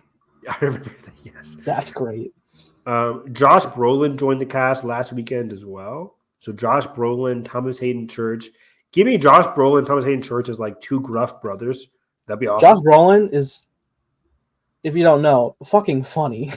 His comedic chops are I tweeted it out. I was like, underrated comedic chops. He is great. It's hard to mention specific moments, but like even in the Dune movies, he's great. The Sicario movies, he's great. Yeah. Josh Brolin, of course, No Country for Old Men. One of the Goonies. One of the most prolific actors of our generation. Josh Brolin is always giving 110%. I need to watch his Amazon Prime show, Outer Range, as well. Was that an alien shit? Yeah, I think so. But then those are all the great casts, in my opinion. I think Jeremy Renner has some allegations or whatever, but I'm a huge Jeremy Renner fan. Allegations? I thought no, he almost died. There's some other stuff. But he did almost die. But I'm a huge Jeremy Renner fan, so the allegations we did. Anyways, you're walking to razor edge right now. What? I literally compared to everybody else. Like there's Mila Kunis, who was very problematic, and then there was the other guy from I don't give a fuck. I don't know. Is this still the cast we're talking about? Yes, Mila Kunis. Spoiler: Mila Kunis also joined the cast, and her defense of the of the rapist was a prison, and it's like we were friends with him, and he didn't do anything. It's not great, Bob. Messy, to say the least. There's also I can't remember his name. Knives Out 3, but he was cast last week as well. People looked at his likes and wasn't great. Even outside of being just like a MAGA apologist, like example of Trump stuff. There was some other stuff that they didn't like. Trying to think what other members of the cast I am missing. Daniel Craig, Josh O'Connor, Curly Spain, Andrew Scott, Kerry Washington already named it, Glenn Close, of course, Renner, Mila Kunis, who, and I'm not even a huge fan of her acting-wise. I think her best work was in Black Swan. I like her in Black Swan. What, you don't like Jupiter Ascending? Never seen it. I saw it once. Josh Brolin, who was just incredible in everything. And that was it. Even this article doesn't have the other guy in it. Oh, my gosh. I don't even know his name. But, yeah, so Night Out 3 cast has been up and down in terms of people I'm excited about. But I think overall it's going to be a good time. Josh O'Connor, Kaylee Spaney, Andrew Scott, they're going to keep it together for me. And we don't know who the main lead is. I hope it's Kaylee Spaney. I hope he's like the main entryway for this crazy hijinks that we'll see. Are you ready for the outcome to be similar as Orient Express 7? Hopefully not. If Ryan did it, would you be okay with it? No, I hate it. I hated the ending of Orient Express. I don't want that. It's a cop-out. It's cheesy. It's dumb. No spoilers. No spoilers. More comic book news. One of my favorite writers of all time, Damon Lindelof. Oh, Nathan. that From sounds familiar. Watchmen, of course. Lost. Other great things. He's doing one of the writers for the Green Lanterns project on HBO Max. He's doing what? One of the writers? He is one of the writers. Because he said he's doing one of the writers. I was like, excuse me? Fuck. You remember that clip? You remember that clip last year during the Guardians 3 press tour with James Gunn and Chris Pratt? That's great. I brought in the replica, and they all came in and did the replica. And everybody came in and was like, what? They came in the replica. So They came in the James what? did not pay on what he was saying. It's so funny. That was very funny. But yeah, so James Gunn took to social media to confirm the writing team behind the Lanterns HBO Max series. which includes Damon Lindelof, Chris Mundy, and Tom King, prolific comic book writer Tom King. So he said, yes, it's true. The Lanterns DCU series is putting together a crack team of writers based on the wonderful pilot script and Bible by Chris Mundy, Tom King, and Damon Lindelof. I'm so happy to have them join the DC Studios family, not including Tom King, who has been here for a century. So Tom King, of course, Batman, huge comic book writer. He's been there for a long time. But Damon Lindelof, one of my favorite writers. I loved his HBO Watchmen series. Very excited to see what he can bring to Lanterns. Now, Not sure who Chris Mundy is. I'm actually blanking on Chris Mundy. Now, Watchmen was a limited series, right? It's all wrapped up. Watchmen is a limited. No. Oh, Watchmen. Yeah, yes. Watchmen is a limited series. I still need to watch it. So. Oh, I'm stupid. Chris Mundy is the showrunner of Ozark. What am I thinking? So we have the showrunner of Ozark, showrunner of Watchmen coming together with Tom King to write Lanterns? Oh, spicy. That's insane. That's super exciting. I'm in. Bob. This has the potential to be a fantastic DC universe story. And again, I think he mentioned it all the way back when he was talking about Gods and Monsters Phase 1. This Lantern story is going to introduce a lot of the cosmic elements of his DC universe. Because, of course, they had to set up the Lantern Corps. Different members of the Lantern Corps are going to have their own stories within this project. We don't know how many, but it's called Lanterns, plural, for a reason. At bare minimum, it's going to have, John Stewart and Hal Jordan. I think both. Last time I heard. I don't know. This script has been changing forever. But multiple Lanterns will be in the show. It'll be cosmic. It'll be big. And yeah, was James Gunn the one who said it's going to be like, what's it called? What's that famous buddy cop movie franchise? Lethal Weapon? Lethal Weapon. I think Lethal Weapon in Space. Was that James Gunn? I don't know if that was James specifically. But someone said it. Someone close to production, I think. Someone close to production said it. But like, if that's true, that's going to be awesome. So a lot of potential with this series. I'm very excited for this series. They're just starting to write it. So I'm predicting a 2026 premiere as well. Late 2026, maybe. Also, again, the same year as Supergirl, which is coming out as well in 2026. 1 year after Superman Legacy. Or just called Superman. So, okay, a couple more things before we get into Furiosa to end things off here. Flanagan, confirmed now to be writing the Exorcist sequel, which is exciting. We talked about it already. We thought it was just a rumor, but now it's confirmed. He's writing the Exorcist sequel. They are officially doing away with the continuation of Exorcist Believer. So this guy have nothing to do with Exorcist Believer, just a new take from Flanagan. The head of Blumhouse said they were very excited for Flanagan's take. He blew them away with his take and of what this universe could be. I have become the biggest Exorcist fan after watching Exorcist 3, which is one of my favorite horror movies of all time because of that one jump scare. No, I'm just kidding. The jump scare was great, but like that movie. Highlight is uploaded on this channel. Go check it out. It is uploaded. It is embarrassing. No, fuck you, Nathan. You love it. I've been equally. You saw it coming. You didn't warn me. I have 8 years of fucking weirdness on my channel about me. Fair enough. Crying on stream. Yeah. Yes. So fucking many. Mandalorian season 2 ending. I'm fucking. But yeah, like Exorcist 3, a detective thriller with exorcism within it, was one of the best premises I've ever seen. And the first movie, of course, having finally watched it last year, great. So I love the first one. I love the third one. Nathan watched the second one for me. I sure did. And then we reviewed Exorcist Believer. It's not great. It's pretty mid in my opinion. The third act is very messy. The characters are not fleshed out well enough. It's not an intriguing mystery. It started off interesting, really interesting, but then it kind of Prisoners vibe. But then like literally 45 minutes in, it kind of nosedived. So I I don't hate it as much as most people, but I definitely do have some issues where I'm like, there are detractors with how some executions have gone. Yeah.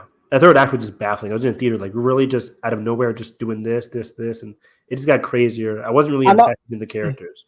I was physically bummed at just like seeing you get to see demons, and I'm like, wow, that looks modern makeup. But like, when Yeah. you look at like that like white face flash of Pazuzu in the first one, you're like, that is just so unsettling.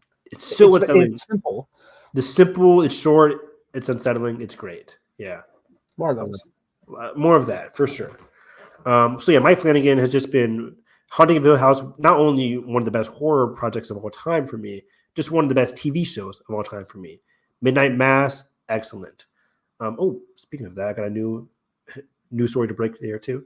But Midnight Mass, Haunting of Hill House, Bly Manor, Doctor Sleep, Yeah. Curse or Fall of the House of Usher, great Hush. last year. Hush, I love Hush, which is finally getting a physical. Getting a physical, thank God, because Netflix removed it and it was only available there. So that's great. But dude, speaking about Midnight Mass, you watch Midnight Mass? I haven't seen any Flanagan stuff outside of his films. Oh, okay. But Hamish Linklater, who is the main priest from I know you're Midnight talking about. Mass, has Yeah. officially joined Gen V season 2. This is I like very this. exciting. He's a great actor. He's phenomenal in Midnight Mass. Really like the guy. Please watch Midnight Mass if you have not already. I tweeted out fantastic casting. One of my followers was like, I think he could be playing John Godolkin, who we did not see in Gen V. Godolkin was the creator of the university, with spoiler alert for Gen V. Spoiler alert for Gen V. It turned out to not just be a normal college. It was a home of secret, fucked up experiments for these students. Yeah. We never saw the character of Godolkin. He could be dead or whatever. But in flashbacks, we could see the origins of Godolkin turning this Gen V place and, the underbelly of these early experiments. I think he'll be a compelling antagonist or secret fucked up scientist, which the boys universe has no shortage of. So I would love to see him there. I just love his acting. I love his performance. I love his facial expressions and everything. He really gives it all. So that was a great Gen V season 2 tidbit. And I think that's about it. Simon Kinberg is in charge of Star Trek movies and TV, or at least movies, not TV, but the movies stuff. And I'm just like, how does this guy keep failing upwards? I mean, he's successfully producing, hasn't he? Like He's a successful producer. He has a lot of credits. Like he even has technically Rebels was under his umbrella too. He was working with Filoni on Rebels. Yeah. He was working with Fox with the X-Men stuff on First Class, on Days of Future Past. That's why they let him direct Dark Phoenix. Yeah. It's kind of just like a what? Kind of an autopilot choice to producer his first directing feature. He was in talks to do like a Star Wars movie. I think like the Boba Fett thing, or no, that was Josh Trank. So I don't know, but I mean the writer on the Venom movies is directing Venom 3. I think that's her first feature. Which, true. I see sauce. So we'll see. We'll see how that turns out. But I didn't even love Andy Serkis' direction in Venom 2. Wow. But yeah, Star Trek is getting jump started back in the movies. Again, they're doing a prequel version set in the 2009 universe, but it's a prequel to that. And then there's another one that takes place that's going to be a film that's still in talks to be the sequel to, the Chris Pine cast. So this one's going to be one of the earliest set Star Trek movies in the Kelvin timeline with a whole new cast. And then that one's coming out soon. But then there's another one, which is the rumored, a long speculated Chris Pine sequel cast one.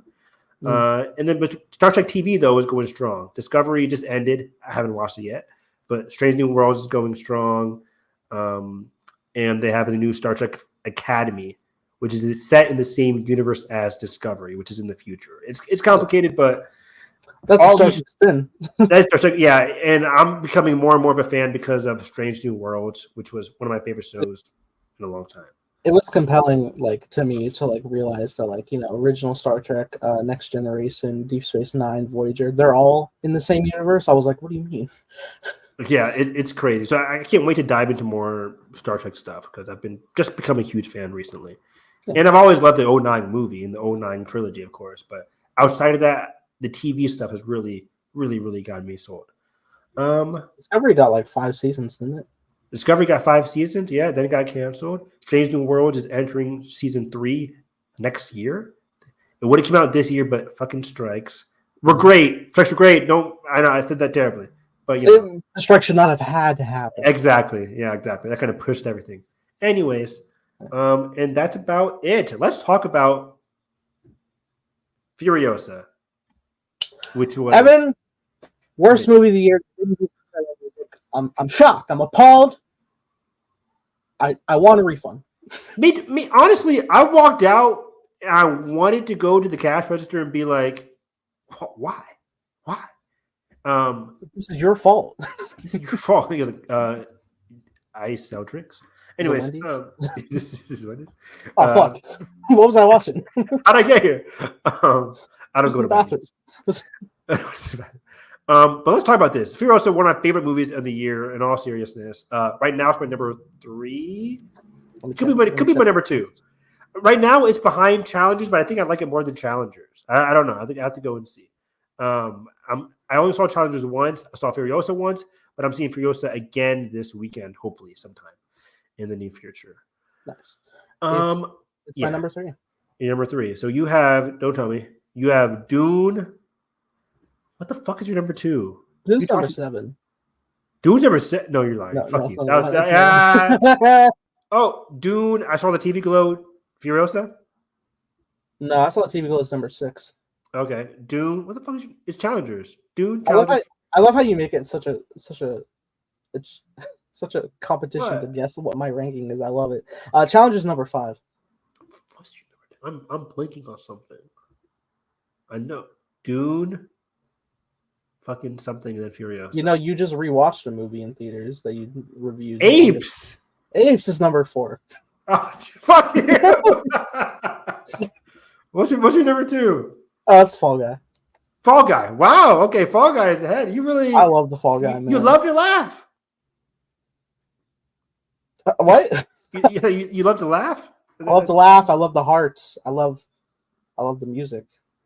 Great music, great score. I love that great slow mo soundtrack. in front of the opera house coming out the water. That was great. Oh yeah, you said that's the best scene of the year. I tweeted if I said that this shot was on par with everything in Dune, what would you say? And then Arjun was like, "You're right." What a great guy. Yeah, talk about Furiosa. Furiosa is phenomenal, not only from the standpoint of an origin film, but a revenge film, and it is just so beautifully stylized. So I go to see Furiosa in Dolby, and I'm ready. I have my ticket spot, and then I walk in and I see, a group of 3 people have bought the seats directly next to my seat, and I'm like, that's stupid. And that's They gotta stupid. sit somewhere. Well, because the theater wasn't like super packed, so it's like you could have at least moved over by ones, and they were already sitting there, and the movie was about to start, and I was like, "Fuck it, I'll step over one because it's also hot in here. I don't want to do this." I would have done the same thing too. Like if I forget what I was seeing, but somebody was obviously in my seat, and I was late, but I'm like, "Fuck, I'm just gonna scoot over one too." I'm just like, I'm not gonna bother. I'm not gonna say, "Get out of my seat." Yeah. And spoilers for Furiosa. Yeah, full spoilers. A full spoiler review for Furiosa. I get to the credits rolling, and I hear them starting to discuss it, and they're like, they spent a lot of time with her as a kid, and it's like, we get it, it's sad, fuck you. And I'm like, I fucking hate people. Oh my god, those Like, fucking cynics! I'm sitting here, and I'm like, media literacy's dead. I can't do this. I wanted to leave so bad, but I wanted to vibe with the credits, and so did they. And there's a little post credits. Is there? like 1 second. It's like What is it? I think it's like a quick flash of like a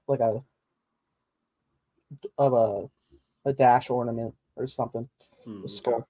It's nothing crazy. Enough for anybody waiting around to burst out laughing. That Furiosa will return.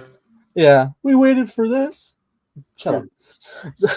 Oh my gosh! Yeah, But yeah, that was just like I was like, I'm gonna love this movie even harder now. Fuck you. You go to them, you're like, and you guys pick the seat right next to me. Yeah, you son of a bitch. I'll kill you. But I watched this movie and like I'm watching this and I'm watching like how long we are spending with because I did take notes too. I was like, wow, Anya's not here yet. We've been with this child for a bit. And like she's 40 doing minutes. Great. Yeah, and she's doing great. And I'm compelled by it. And also, this is like building the crux of the revenge. Like, if you don't have these scenes, you don't have that much of a caring to go on this odyssey with Furiosa. Which is astonishing, right? Like, Anya's our main actress, but the heart of the movie is cemented by a completely different actress. The child really cements and elevates the heart of this movie and the reason for the revenge. It gets you really invested. Seeing what happens to the mother, who was fan-fucking-tastic. Charlie something. Her first name's Charlie. But her second role ever after Anyone But You. And she was great in this movie. Great action star. I think she has a bright future ahead of her. I can't wait. Her and the child. She's super cool. That scene when she divides from Furiosa and like they're chasing her down like this cavern. And she's posted up with a sniper taking them out, and they're like, go around. Awesome. And she's ready for them to come around. She starts fucking whacking out. She gets overpowered, but like she's ready. Like she was so ready. The physicality of her acting was really great. Her action scenes were excellent. And just you become so like motivated just having a huge coming off of Fury Road, which is like pretty much a chase movie. They kind of give it to us again in the first act here, where she's just chasing after Furiosa for the first 40 minutes and then brutally burned alive by Dementis, who is one of the best villains I've ever seen and easily Chris Hemsworth's best performance I've ever seen from him. It is my favorite performance with him next with Thor. Like I think it's some of the best he's done. Ghostbusters 2016, probably his best one. You're right. You're right. That scene when he's like, "Oh, it's too loud," and he covers his eyes. That's magic. That's in the movie. Oh boy. That's where heartbreak felt good. That's in a place like this. But yeah, just kidding. But he's definitely might be taking over Chris Evans as my number 2 favorite Chris in Hollywood. Wow. Because I had Chris Pine, and then I guess Chris Pine, Hemsworth, Evans. Who's the last one? Pratt, and then Pratt at the very bottom. That was a genuine miss. I forget. I love Pratt. I think Pratt brings an A game of emotion in the stuff. Evans has been capped for a while. But then he also had like Snowpiercer, 11 Inch Sunshine. I need to watch Snowpiercer. He's so funny to watch in Scott Pilgrim. Scott Pilgrim is excellent. Yeah. I mean, so many of his like early 2000 stuff was very like comedically based. I love him as Johnny Storm. I really do. Johnny Storm, Knives Out, of course, as well. So yeah. Overall, Chris Hemsworth, deliciously evil, but we get so much depth from his character via his connection to Furiosa. In terms of like their connection, he really symbolizes like what's so bad about the wasteland and how he's kind of struggled to create his own entity out of the horrors of the wasteland. Like this is who he became out of recognizing that, quote, there is no hope.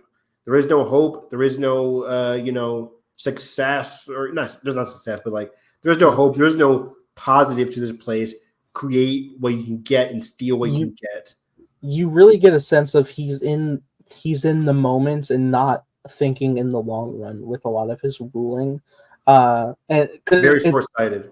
Yeah, it's very like reflective, and like when he's like, you're watching like the council that he's going up against, that they're like constantly like meeting and like, we can't do this because that's going to greatly affect this thing, and like that's not going to sit. Like let's just wait this out they'll eat themselves alive, shit like that.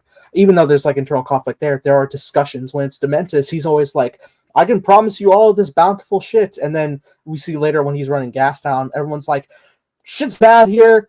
You should leave now. That was hilarious. Like, he's not a great ruler, but yeah, he's always about conquering and conquest. He wants Gastown. He takes Bullet Farm and then just doesn't do much with it. Like, so like he's very much just conquering these things just so we can say he did it. He has sizable numbers enough that like he has a confidence where he rolls right in to the Citadel and is just like, hey, we're gonna take over. You're gonna want to join us. Go ahead and throw us your leaders. We got you. And it's like, which was so funny. That was hilarious. And somebody, they're just like raining people willing to die right on the spot. They're like, yeah, pick anyone. He's like, okay, this guy literally goes over there, suicide bombs himself. They're like, yeah, all of them, all of these boys, war boys, will do that for us. This is what you're up against. Because it's all built on the witness me mentality, you know. Yeah. And by the way, that kind of goes into how beautifully deep and complex the scale of this world building is. Holy shit. Like, it made me care so much in comparison to Fury Road. I love Fury Road, but like getting to deeper understand Bullet Farm, deeper understanding of the Citadel, and Morton Joe seeming kind of sane next to Dementus, but he's still a freaking horrible rapist monster who had all these wives who he wants to get pregnant. Not great, Bob. Yeah. So he's still a sick guy, still evil dude. But compared to Dementus, it looked very much more composed than Dementus in terms of rulership and leadership. But just understanding his character more was very fascinating. I love it. You know, and like I said, just seeing the progression of Dementus from like having these grand numbers or like not thinking this out clearly, then by the end when he's truly just by himself, nobody left. Very, very beautifully told of this downfall of this tyrant. Yeah, great. Yeah, that's a good point. Like, the storytelling was so unique, not unique, but just so grand. We got the beginning, not the beginning, but we got like from our experiences, from Furiosa's experience, the beginning and the end of Dementus and his goals, where that kind of left him. And somebody like Furiosa, who does still believe in hope, who does still believe in redemption, still is able to persevere in this chaotic and messy and horrible world of the wasteland. There's a beautiful physical representation with Dementus's his cloak that he's wearing throughout the movie, where we first meet him. It's like in pure white. He's in like this like almost deity level status with his tribe.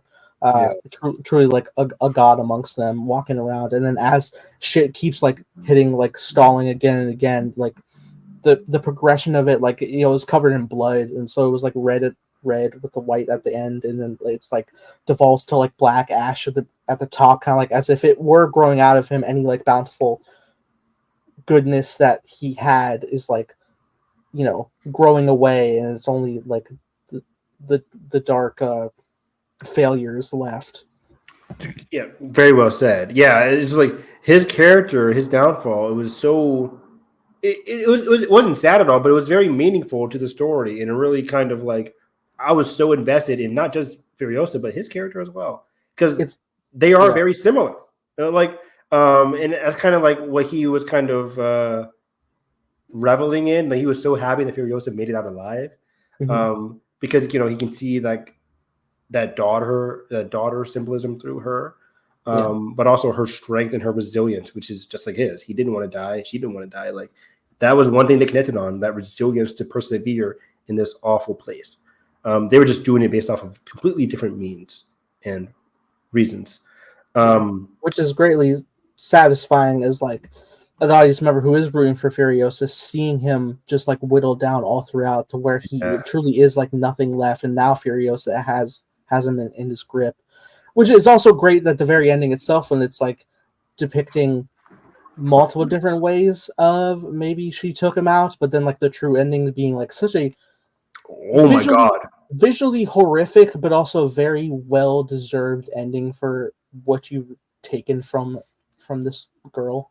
Yeah, super well deserved. You don't get this a lot in revenge movies, but well deserved, bombastic, crazy. I would have never thought about this. That seed being the symbol of like hope for so long in the movie for her, a reason to keep on going. and she uses it to brutally kill Dementis. Or not even kill. It's like Yeah. violently alive in A this violent state of petrified anguish. anguish with the roots and everything, and it's I would have never imagined that, but George Miller's imagination was completely brilliant. In this, And it's like the final shot of him just being so trapped, and then just like somebody coming up and getting like the bountiful fruit from the growth that he cannot consume. yeah, it's epic. Yeah, She had it in her to make it epic. She definitely did. But yeah, let's talk about the romance of this here as well. With the Jack character, is something else? Is something Jack, or is it just Jack, or maybe just Jack. maybe just Jack? Carjack. Carjack.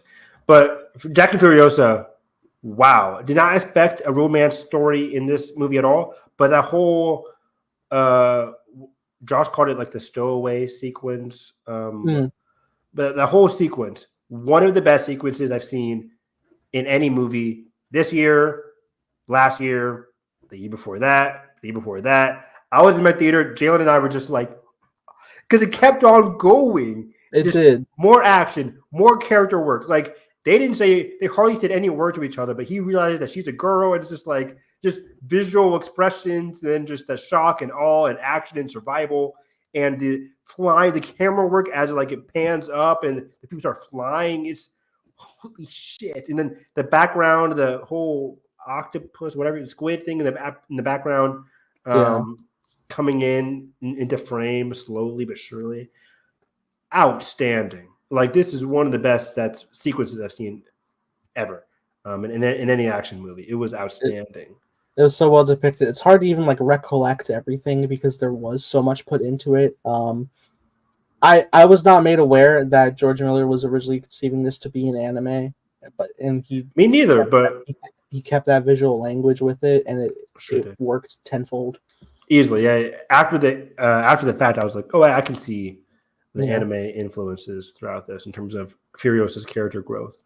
And the action, Yeah, but then to the point where after that sequence is over, it's just Furiosa and Jack left out of anybody. So good. That's some good stuff. And at that moment where Furiosa does effectively kind of leave behind the Citadel, which was she was just using that as time to build up resources to, because she had a bike that was the whole thing where during that sequence she had a bike stowaway underneath that she would have used, but it got lost during the battle.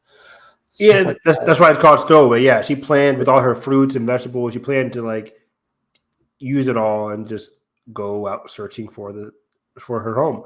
And I love the last bit too at the end where she just gets kicked out by Jack. He comes back, and then we get that implied growth between them, and then that leads into another fantastic sequence with the whole bullet farm chaos. And then apparently, I didn't watch it yet, but in Anatomy of the Scene, the whole sequence of the bullet farm with Jack and Furiosa trying to save him, kind of like a romance story. And obviously, it's romantic, of course, but the romantic action of it all, it's oh my god, it's so genius. And she gets the whole face paint from him, which when I'm watching Fury Road, I'm like, oh, what was lost? What was lost, dude? And speaking of that, this movie, man, just progresses so well. After that, just the heartbreak when they're trying to escape, Dementis is there, and he finally catches up to him. When she finally loses her arm, I forgot that she even lost an arm. I was so invested. Yes, so engrossed, and then they're doing the driving, and her arm gets fucking grinded. That's bad enough. But it wasn't lost yet. So there's a progression of this where it's not functioning, but also it's so fucked up.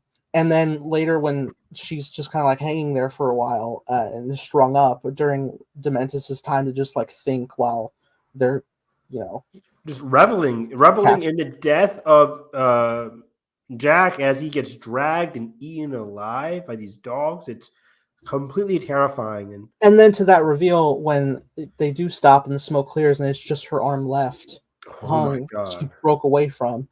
That then later leads to when she wakes up in the Citadel and there's fucking maggots in her arms, and at that point I'm like, cut off the rest of it. I don't need it. Just cut off everything. Yeah. No.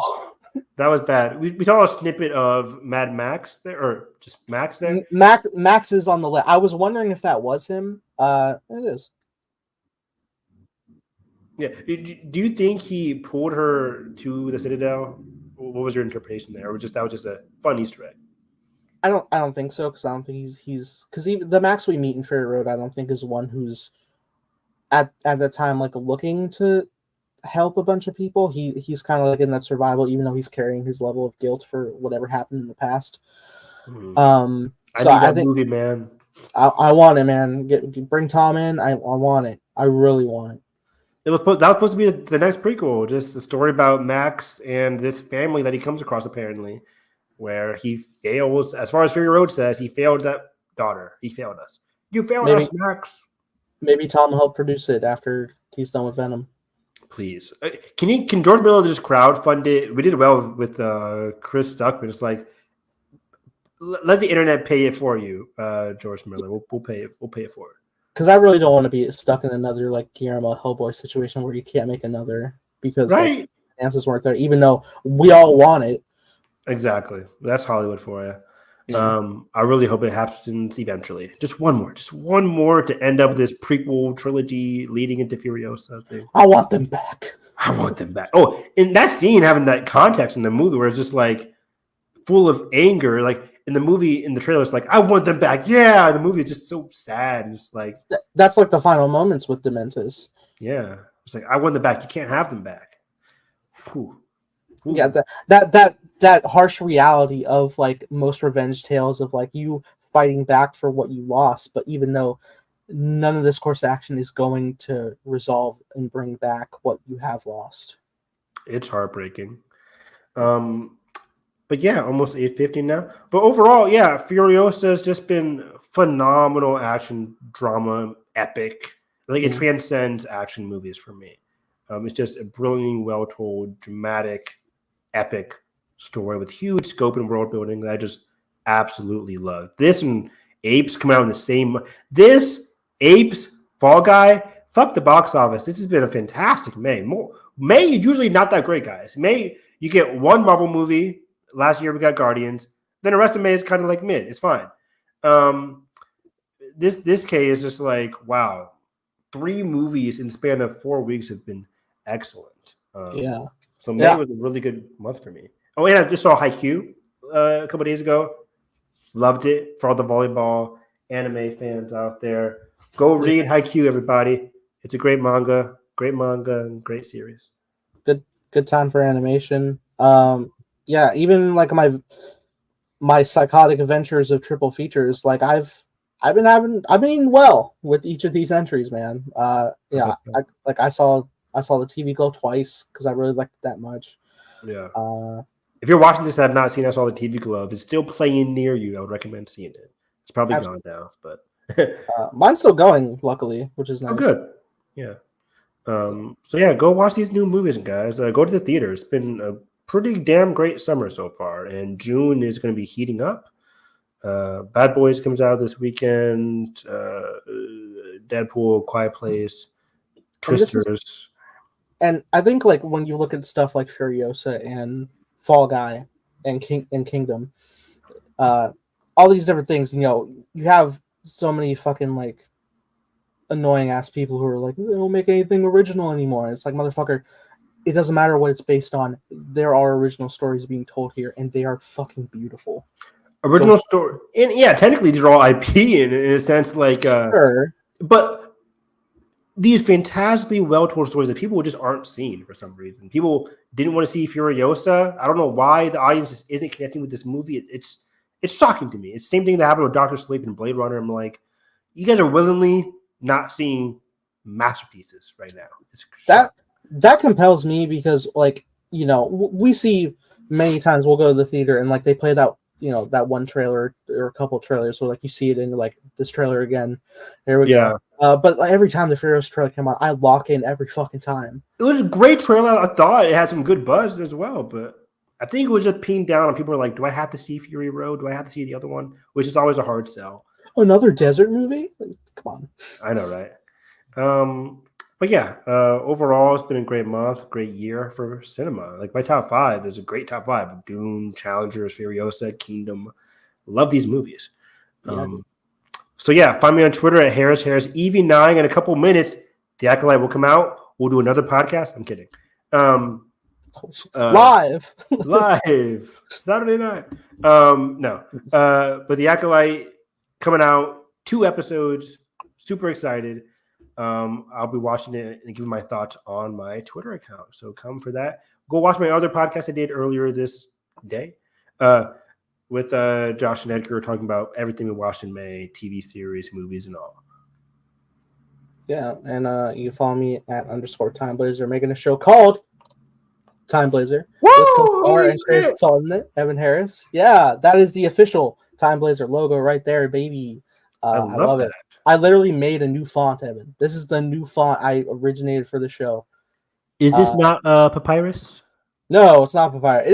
It is taken from an existing font that I customized, and it goes into a font that's used both in like text with certain old sacred Jedi text, if you will, but also in terms of like a language crafted in the show. This is the subtitles you would read in translation of those. That's great. That's fantastic. So everybody look forward to Time Blazer. Like and and subscribe. that being said, if you enjoyed this, hit the like button, subscribe if not already, ring the bell so you miss future My Cup of Teas, all movie coverage. And that being said, hope you have a great day. Catch you guys next time.